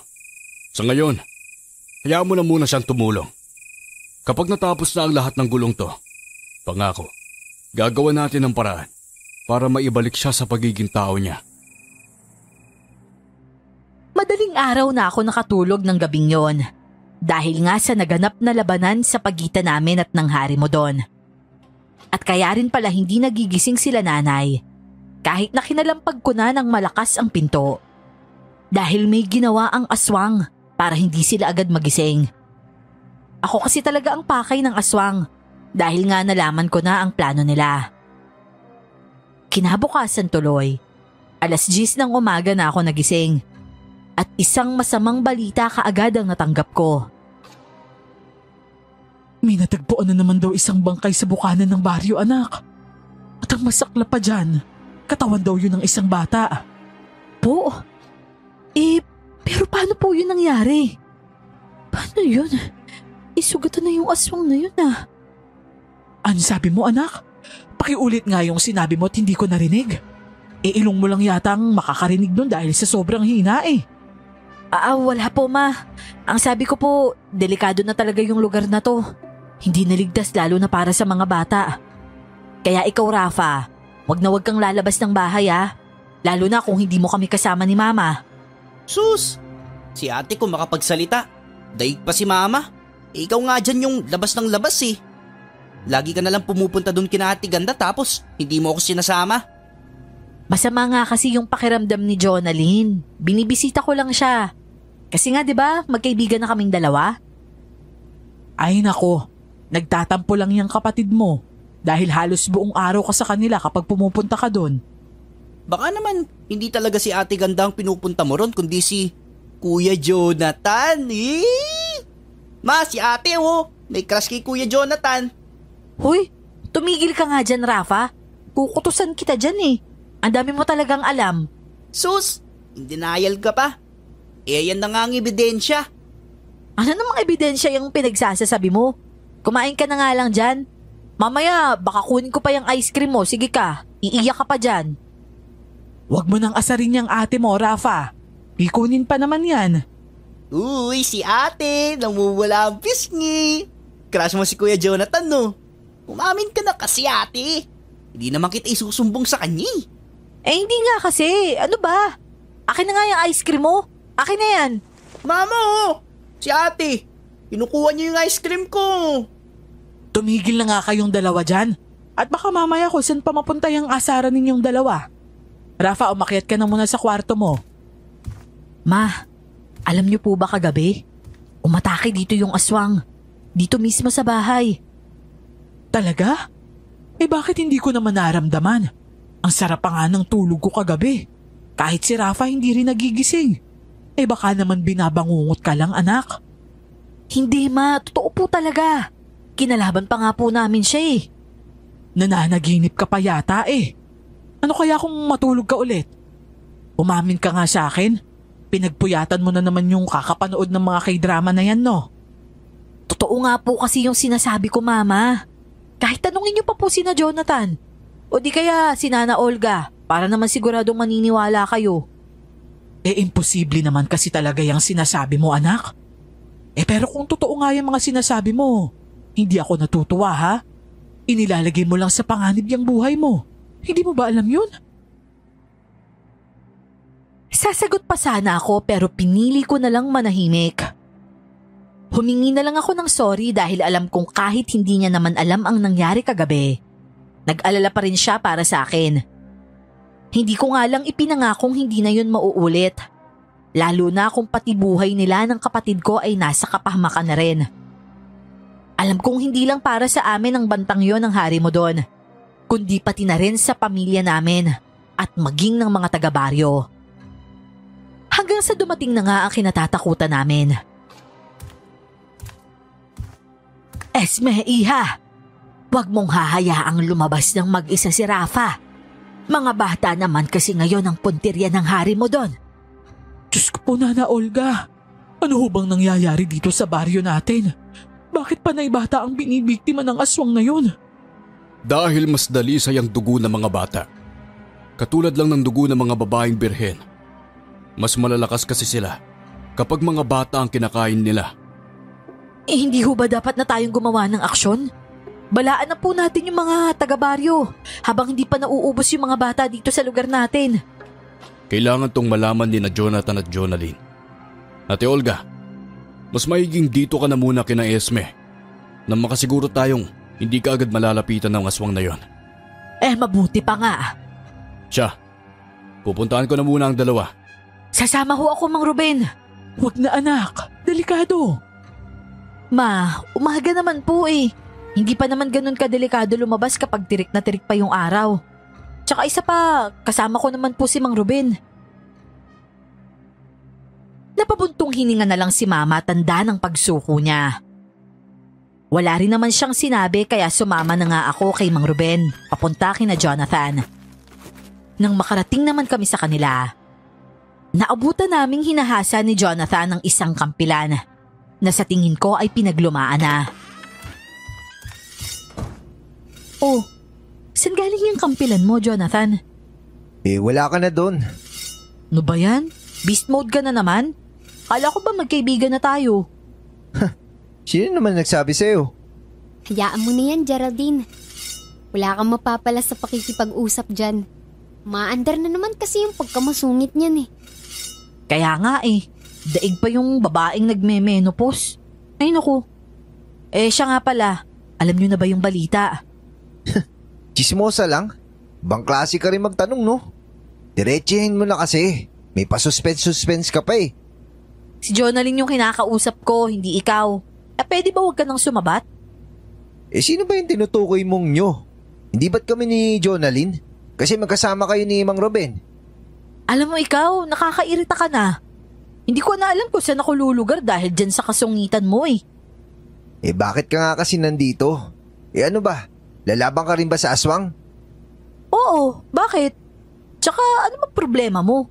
Akala ko ba walang pakialamanan ha? Huwag ka na raw kasi sumama, Je. Mapapahamak ka lang kapag sumama ka pa sa amin. Wala na siya doon. Buhay ko to kaya ako ang magdedesisyon. Di sige. Basta huwag kang hihingi ng tulong sa amin kapag na-corner ka ng aswang ha. Hala, syempre magkakasama tayo sa laban. Kaya dapat lang naman natulungan niyo ako, no? Kaya nga huwag ka na sumama, di ba? Para hindi ka na malagay sa panganib. Bakit naman? Ano naman yun sa'yo, ha?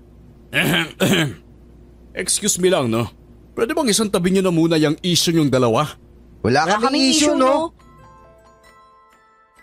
Nagkatitigan pa kami ng masama ni Jonathan na ikinatawa naman ni Jonalyn. Habang si Mang Ruben naman, napapailing na lang at napapangisi. Dumiretso na lang ako sa kusina para uminom ng tubig dahil parang biglang nag-init ang mukha ko nang mapagtanto ang mga nangyari. Hindi ko napansin na sinundan pala ako ni Jonalyn. Pasensya ka na sa kapatid ko ha. Huwag lang naman yun at masungit sa labas pero mabait naman yun. Ay nako, kahit na mabait pa siya, kung pinipili niya lang naman yung pinapakitaan niya ng kabaitan niya, wala rin yun. Sungit-sungit. Lilipas din yun. Ayaw niya lang kasi talagang masangkot ka pa sa gulo. Baka kasi hindi lang siya makalaban ng maayos gayong alam niyang may taong pwedeng mapahamak. Lalo, wala ka pang karanasan sa pakikipaglaban sa mga aswang. Bakit? Siya ba? Marunong na ba siyang makipaglaban? Lalaki siya, Geraldine. Saka nag-i-ensayo siya para sa muling paghaharap nila ni Harimundon. Kung ako naman yung tatanungin mo, kaya ko naman yung sarili ko kasi nga aswang ako at kaya kong pagalingin ang sarili ko. Kaya sana naiintindihan mo kung bakit ganun sa'yo si Tantan. Hindi naman ako magiging pabigat sa inyo eh. Lalaban ako. Magdadala ako ng mga pangontra. Tsaka sa dami natin, sigurado naman akong mahihirapan pa rin yung hari mo doon na yun kahit na gaano pa siya kalakas. Munti ka na nga siya mamatay nung nakaraan kung hindi lang siya tumakas. Ikaw, depende sa'yo. Sabi mo nga, buhay mo naman yan. Ang tanong, papayagan ka ba ng mama mo? Yun lang. Nang makabalik kami sa sala, naabutan naming nag-uusap na sina Jonathan at Mang Ruben. Nagsasalita si Mang Ruben habang patango-tango naman si Jonathan sa kanya. Marahil ay nagkasundo na sila sa gagawing pagbibigay ng babala sa mga taga-baryo. Kaya naman bago pa sumapit ang dilim, nagawa naming ipatawag ang mga taga-baryo at sabihin sa kanila ang plano. Sumang-ayon naman sila dahil alam nilang yon ang mas makakabuti. Wala naman kasi silang magagawa kung ipagsasawalang bahala lang nila ang mga patayang nagaganap sa baryo. Lalo pat mga bata pa ang sangkot. Sa loob lang ng 1 linggo, 4 na bata na kaagad ang napapatay ng hari mo doon. Kailangang sama-sama tayo para hindi tayo madaling malapitan ng aswang na yon. Anumang oras ay aatake na siya sa atin. Kaya dapat tayo mag-ingat. Ano kaya kung dumito na muna kayo? Mas ligtas dito dahil matibay ang bahay. At isa pa, malaki to at kakasya tayong lahat. Sa bahay na lang ho kami. Okay naman po kami dun . Pasensya na po kayo kay Tantan. Ano ka ba? Mas ligtas tayo rito dahil marami tayo. May bata dito, Jonalyn. Kapag nandito tayo, maaari siya malagay sa panganib. Baka nakakalimutan mong ikaw talaga yung pakay na aswang. Pero diba mas maigi nga yun? Mas makasisiguro tayong ligtas siya dahil nandito tayo para promotekta sa kanya. Pero hindi niya alam yung tungkol sa pagkatao mo. Ano pang pinagbubulungan niyo dyan, Ate Ganda at Kuya Tantan? Hoy, Rafa, halika nga dito. Huwag kang makisali sa usapan ng may usapan. Tama ang ate mo, Rafa. Ilang beses ko bang sasabihin sa'yo na bawal ang makinig sa usapan ng iba? Sorry na po. Ba talaga kapag marami kayo sa isang bahay, ano? Nakakatuwa. Lalo na kapag may makulit na bata. Nana. Big boy na po ako. Kaya ko na po makipaglaban sa mga aswang. Natahimik kaming lahat nang marinig ang sinabi ni Rafa. Buong akala kasi namin na itago namin mula sa kanya ang sikreto ni Jonalyn at ang pamimiktima ng aswang sa baryo. Matalino naman kasi talaga ang kapatid ko at kahit natatahi-tahimik lang siya minsan, nagfo-focus talaga siya sa pakikinig sa usapan kahit na pinagsasabihan na siya ni Mama. Hindi mo pa kaya, anak. Kung yung ate mo nga ayaw kong payagan na sumama kina Kuya Jonathan mo. Ikaw pa kaya na 12 anyos pa lang. Tsaka sa lusog mong yan, siguradong tiba-tiba yung hari mo dun, no? Hayaan mo, Rafa. Kapag nasa tamang edad ka na, pwede ka na magpaturo kay Kuya Tantan mo sa pakikipaglaban sa mga aswang. Pero sa ngayon, babantayan mo muna sina Mama at Ate Geraldine mo saka si Nana Olga, ha? Plano nila noon na sundan kung saan ulit nang bibiktima ang hari mo doon. Kaya nga lang, sumapit ang 11:00 ng gabi at habang natutulog na ang iba naming kasama, saka naman may mabigat na bagay na bumagsak sa bubungan. Nasa sala kasi kaming lahat noon para masiguradong makikita namin ang isa't isa at walang mapapahamak. Si Mang Ruben, Jonathan, Jonalyn at ako na lang ang gising ng mga oras na yon. Pero agad ding nagising ang iba nang marinig ang kalabog sa bubong. Nandiyan na siya. Magsyanda kayo! Ilang beses pang kumalampag ang bubungan noon na para bang gusto na yung sirain ng aswang. Napapasigaw at napapaiyak na si Rafa dahil sa takot ng mga oras na yon. Habang si Mama naman, niyayakap siya at inaalo. Inihanda ni Jonathan ang kampilan niya habang ang buntot pagi naman ang hawak ni Mang Ruben. Ako naman, walis tingting sa kabinalatang bawang. Nagsimula na rin noong magbago ng anyo si Jonalyn, kaya tinakpan na lang ni Mama ang mga mata ni Rafa para hindi ito matakot. Tara sa labas! Baka madamay sina Ate Olga kapag hinayaan nating wasakin ang aswang na yon ang bubong ng bahay. Geraldine, anak! Lalakad na sana ako para sumunod kina Mang Ruben. nang bigla naman akong tinawag ni Mama.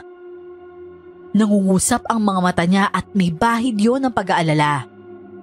Akala ko pipigilan niya ako na tumulong, pero hindi pala. Mag-iingat ka anak ha. Huwag kang hihiwalay sa kanila. At hanggat maaari huwag mong hahayaang makalapit sa iyo ang aswang. Opo ma, mag-iingat po ako. O sige na, samahan mo na sila. Nginitian ko lang nun si Mama saka lumakad na palabas ng bahay.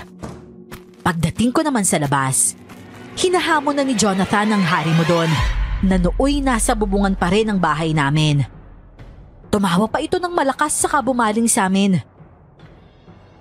Ang lakas talaga ng loob ninyong labanin ako, ano? Ngayon, subukan natin ang tapang ninyong lahat. Tumalon siya papunta sa amin at halos mayanig niya kinatatayuan namin. Hindi ko alam kung ramdam din ba yun ni na Mama dahil sobrang lakas talaga ng pagkakatapak niya sa lupa. Nakakahindi kang nakangisi niyang itsura at may bahid pa nga ng dugo sa kanyang bibig. Mukhang sariwa pa yon kaya naman kaagad na pumitik si Jonathan. Walang iya ka! Sino naman biniktima mo? Ang kapal ng apog mong pumunta dito na may bahid pa ng dugo yung bibig mo! Ano? Ipinangangalandakan mo sa amin yung pagkaaswang mo? Oo! Sino bang hindi magmamalaki kung meron kang ganito kalakas na kapangyarihan? Ibig sabihin lang nun, magiging pagkain ko lang kayo mamaya. Mga hangal! Hindi katulad ng isa dyan. Nakamit niya na nga ang kapangyarihan higit sa mga tao. Pero mas pinili niya pa rin ang maging kaysa nila. Patunay lang yon na hindi magiging katulad mo yung kapatid ko! Hindi ko naman talaga siya magiging katulad dahil isa siyang malaking tanga. Pero huwag kang mag-alala, Jonalyn. Dahil bibigyan kita ng isa pang pagkakataon. Kapag namatay ang kapatid mo, siguro naman wala ka ng ibang rason para hindi tanggapin ang pag-anib sa akin. Yun ang inaakala mo. Kahit ano pang sabihin mo, tanda, hinding-hindi ako aanib sa kagaya mong halangang bituka. Ha? Talaga ba? Pues, tapusin na lang natin to. Mga walang iya, tikman nyo ngayon ang pagbabalik ko! Akala ko noon, si Jonathan ang susuguri niya. Ngunit bigla na lang siyang bumaling sa akin at mabilis akong dinaluhong. Tila natuod ako sa kinatatayuan ko at hindi agad ako nakagalaw. Mabuti na lamang at mabilis na nakakilos si Jonathan. Mabilis niyang kinuha ang kanyang kampilan mula sa kaluban nito. Saka iniharang ang sarili niya sa pagitan namin ng aswang. Agad na napaatras si Tatang Lucio dahil nakaabang na sa kanya ang talim ng kampilan.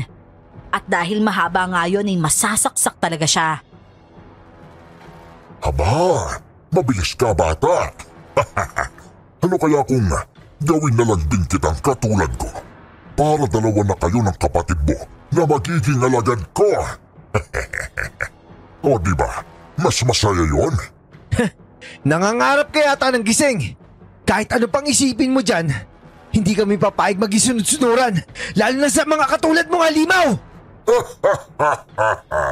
Ababa, ang tapang mo talaga, iho. Pero hindi bale, matitiempuhan din kita at kapag nangyari yun, maghanda ka ng maging alipones ko. Kita mo na, Geraldine. Yan ba yung reaksyon na handa makipaglaban? Sa nakikita ko, naduduwag kang harapin yung kalaban. Eh paano kung hindi na lang kaagad ako kumilos? Siguro warak na yung tiyan mo at kinakain na ng aswang yung laman loob mo. Sorry na. Pasensya na. Sorry? Pasensya? Kamuntikan ka na mamatay. Pero yan lang yung sasabihin mo? Yan lang yung reaksyon mo? Magpapakamatay ka na ba? Sabihin mo lang para hindi ko nahiharang yung sarili ko kapag inatake ka niya ulit. Hindi, Jonathan. Ayoko pang mamatay. Kaya nga tatagal mo yung loob mo. Huwag ka lalamya-lamya dahil aswang yung kalaban natin dito. At hindi yung ordinaryong aswang lang. Isa yung hari mo dun na nagmula pa sa kadatuan kaya hindi biro ang lakas niyan. Lalo pa ngayon, marami na siyang mga batang na biktima. O ano? Elkyo na kayo kaagad? Abay, gusto niyo bang maupo na lang ako rito at panoorin ang pagbabangayan yung dalawa? Ay naku, yan ang hirap sa inyo eh. Damdamin ang pinapairal ninyo kahit na nakikipaglaban kayo. Kung makapagsalita ka, parang hindi ka nakaranas ng ganyan na. Ang lungkot siguro ng buhay mo, ano? Bakit? Wala bang nagkakagusto sa'yo? Baka naman natatakot sila sa'yo dahil isa kang halimaw! Marahil ay may natumbok si Mang Ruben sa mga sinabi niya. Kaya biglang naging mabalasik ang matandang aswang. Galit na galit itong umangil saka biglang dinaluhong si Mang Ruben. Tila hindi naman natinag si Mang Ruben at pangisi-ngisi pa habang hinihintay na makalapit sa kanya ang aswang. Umamba ito ng kalmot, pero imbis na si Mang Ruben ang puntiryahin, ibinaling yun ng aswang kay Jonathan. Mabilis namang nakailag si Jonathan, subalit dahil mahahaba ang matutulis nitong kuko, nadaplisan pa rin siya nito sa tiyan. Kung minamalas ka nga naman, hayop ka talaga, aswang ka! Ako pa talaga napagdiskitahan mo! Magbabayad ka! Buwisit ka talagang kutong lupa ka. Babaliin ko talaga yung kampilan mo kapag nahawakan ko yan. Ganun pala. Eto pa, tanggapin mo to, tanda! Kagaya nga ng sinabi ni Jonalyn, muling inundayan ng saksak ni Jonathan ang aswang gamit ang kanyang mahabang pilak na kampilan. Paulit-ulit hanggang sa makatama siya rito. At nang magawa na nga niya, mas ibinaon niya pa ito sa kaagad na hinugot. Sa tagiliran na tamaan ng aswang, kaya naman nang binunot na ni Jonathan ang kampilan, agad na sumirit ang dugo mula roon. Mga walagya kayo! Kinagalit ko talaga ako! Akala ko ba malakas ka kasi mga bata yung binibiktima mo? Eh bakit nagawa parang kita sugatan? Wala ka pala eh. Hanggang sasat ka lang. Subuko ka na lang, Lucio. Maya-maya lang, darating na mga taga-baryo para sunugin ka. Ihintayin mo pa bang mangyari yon, ha? At sino ang tinakot mo, ha? Ako? Nagkakamali ka yata, amigo. Bago pa sila makarating dito, bantay na kayong lahat. At kapag natapos na ako sa inyo, iisa-isahin ko rin ang mga mahal niyo sa buhay na naiwan sa loob ng bahay na yan. Walang yaka, Tatang Lucio! Wala ka talaga kasing sama! Huwag na huwag mong madamay-damay yung pamilya ko dahil labas na sila dito! Aba, iha! Baka nakakalimutan mong aswang ako. Wala akong pinipili. Kakainin ko lahat ng maibigan at magustuhan ko. Kaya kung ako sa'yo, magsimula ka ng magdasal sa Diyos mo. Baka sakaling ipadala pa niya sa'yo ang isa sa mga anghel niya para iligtas ka. Kaya siguro itinakwil ka na sa impyerno dahil mas masahol ka pa sa demonyo. Pero pababalikin ka namin sa lugar ko saan ka talaga nababagay! Ah! Ibinato ko sa kanya ang mga bawang na binalatan ko kanina. Sunod-sunod yon hanggang sa maubos ang laman ng bulsa ko. Tumatawa lang si Tatang Lucio na para bang inaasar ako dahil sa hina ng sandata ko. Pero hindi niya naramdaman ang pagpuslit ni Jonalyn sa likuran niya. Kaya muli na naman siya nitong nasaksak sa likod gamit ang mga kuko nito. Salitan sa pagsaksak ang dalawang kamay ni Jonalyn. Sunod-sunod din yon, kaya naman halos hindi na makagulapay ang hari mo doon dahil sa mga sugat na kanyang natamo. Mga buwisit talaga kayo! Akala nyo ba, susuko ako na ganun lang kadali? Manood kayo! Mas lalo pang lumaki ang malaki ng katawan ng aswang. Umangil ito ng napakalakas. Parang pilit niyang pinapahilom ang mga sugat niya, kahit hindi na yun maabot ng dila niya. Pero dahil nasa mga sugat niya ang focus niya, hindi niya napansin si Mang Ruben. Hinampas siya nito ng buntot pagi kung saan naroon ang kanyang mga sugat. At pagkatapos noon ay dumukot si Mang Ruben ng asin mula sa bulsa niya at isinabo yon sa sugat ng aswang. Agad na! Walang iya! Sinong buwisit kang albularyo ka? Buwisit akong buwisit. O ito pa! Muling isinaboy ng albularyo ang asin. At ng mga oras na yon, sa mukha ng aswang yun tumama. Paniguradong mahapdi yun dahil napasukan din ng asin pati na ang mga mata niya. Nang bumaling naman ako kay Jonathan, nakita kong inaalalayan na siya ni Jonalyn. Dinala siya nito sa gilid, saka nagsimulang pahira ng laway ang mga sugat nito sa tiyan. Umampat na ang dugo nun at kita ko rin kung paano ito mabilis na maghilom. Maraming salamat, Jonalyn. At ngayon nang hilom na yung sugat ko, tapusin na natin yung aswang na yan. Geraldine! Dahil naroon kina Jonathan ang pansin ko, hindi ko nakitang papalapit na pala ang aswang sa akin. Kahit na nakapikit ito ay para bang alam nito kung saan pupunta. Pero bago pa man niya ako maabot, agad ko nang iniamba ang walis tingting na hawak ko. At nang makalapit na siya sa akin, walang habas ko yung pinaghahampas sa kanya. Nagkabali-bali na ang ibang tingting nun, pero hindi ko inakala na nagawa ko pa ring masugatan ang aswang gamit lang ang walis tingting na yon. At habang iniinda niya ang mga sugat na dulot nun, saka naman siya muling inundaya ni Jonalyn ng kalmot. Dahilan upang tuluyan siyang mapaluhod sa lupa. Tapusin na natin to, halimaw. Itong sayo! Mabilis at walang awang itinarak ni Jonathan ang pilak na kampilan sa likod ng aswang. At nang diinan niya yon, tumagos pa yon papunta sa dibdib ng aswang. Napasukan ng dugo ang aswang at tuluyan na nga siyang sumadsad sa lupa. Hirap na hirap siyang ibinubuka ang kanyang bibig, pero wala nang tinig ang lumalabas doon. Sinakyan naman siya ni Jonalyn sa likod at hinawakan sa panga at tuktok ng ulo. Inikot niya yon, dahilan upang tuluyang malagutan ng hininga ang hari mo doon. Sabay-sabay kaming napasalampak sa lupa habang hinihintay na sumapit ang umaga. Wala kaming imikan dahil para bang naubos na ang lakas namin dahil sa nangyaring labanan. Noon ko lang din naramdaman ang takot. Nangangatog ang mga tuhod ko sa isiping nakalapit sa akin ng halimaw at nagawa ko pa itong masugatan. Marahil ay naramdaman din nun ni na mama na tapos na ang labanan. Kaya naman agad silang lumabas ng bahay. Dinaluhan ako ni mama at niyakap. At parang isang kandila akong nauupos sa mga bisig niya. Napaiyak na lang ako sa isiping muntik na akong mapatay ng aswang. Tama na anak, tana. Tapos na, okay na ang lahat. Wala nang manggugulo sa atin. Matatahimik na ulit ang baryong to. Maraming salamat sa inyo. Kumusta naman kayong dalawang magkapatid? Parang hindi naman kayo nasugatan. Ang titibay nyo talaga. Dahil ho yun sa laway ni Jonalyn, Nana Olga. Nakakadiri man hong isipin. Pero yun talaga yung nagpabilis ng paghilom ng mga sugat namin. Abay, mabuti pala kung ganon. Siya, papasok na muna ulit ako para makapagpainit ako ng tubig at nang makainom naman kayo ng kape.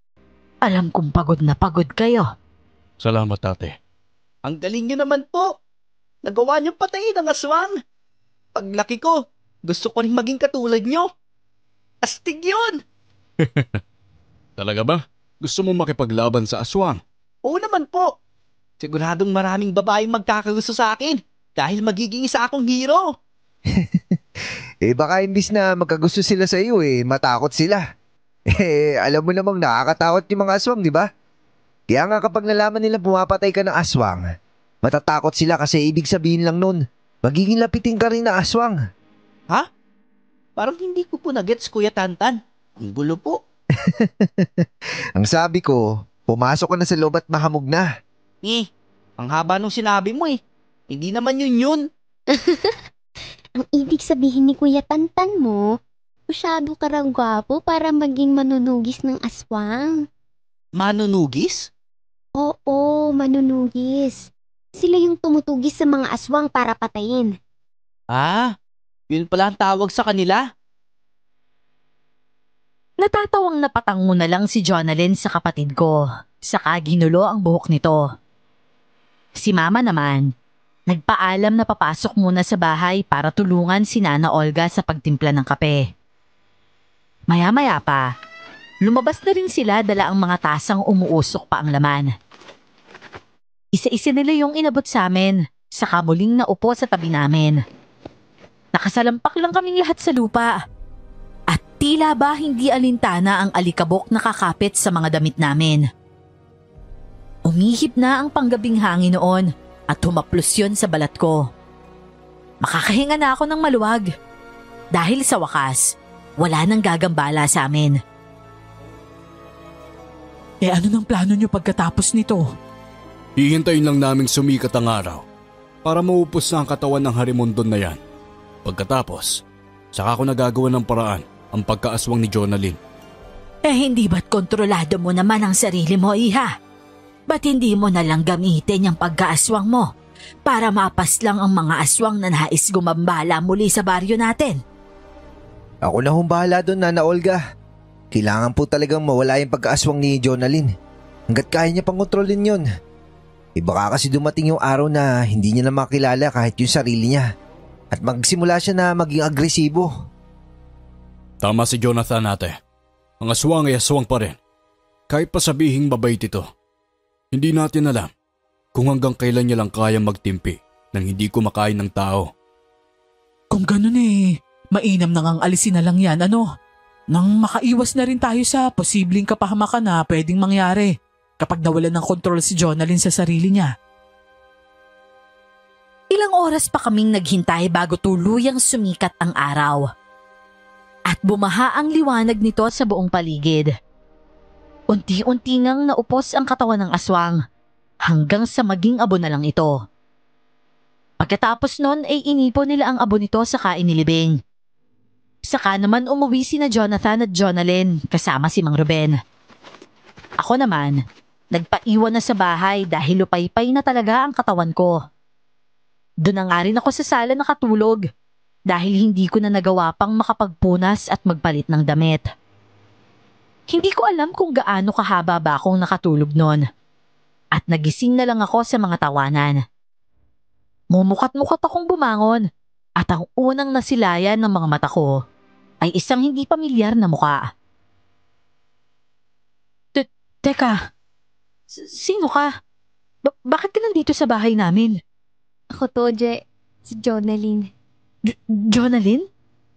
Bakit ka naging kuba? Ano nangyari sa magandang hugis ng katawan mo? Tsaka, bakit naging ganyan yung balat mo? Ikaw baka niloloko mo ko Siya po talaga yan ate. Nawala na po kasi ang pagkaaswang niya. Kaya siya bumalik sa dati niyang anyo. Ano? Iyan yung dati mong anyo? Oo, Geraldine. Kaya rin di ako pinapayagan ni Tantan na lumabas-labas. Kasi nga, baka magtanong yung mga tao kung sino ako. Tapos biglang naglaho yung pangit na kuha nilang kababaryo. Pasensya ka na. Hindi ko sinasadya pero hindi ka naman pangit Maganda ka pa rin naman. Yun nga lang, hindi ka na kasing puti ng labanos. Saka, naging kuba ka na nga Pero alam ko namang ikaw pa rin naman yan. Si Jonalyn yung mabait kong kaibigan. Teka, sandali. Huwag ka namang umiyak. May sinabi ba akong nakasama sa loob mo? Wala to. Naiiyak lang ako kasi akala ko hindi na ako makakatagpo ng mga taong katulad nyo na walang pakialam sa panlabas na kaanyuan. Nabigla na lamang ako nang bigla niya akong yakapin. Ako naman, niyakap din siya pabalik. At maya-maya pa, dumating si Jonathan at hinatak ang kapatid niya. Agad niya itong itinago sa likuran niya at salubong ang mga kilay na tumingin sa akin. Ikaw talagang babae ka. Ang sama ng ugali mo, no? Pinayak po tong kapatid ko. Ha?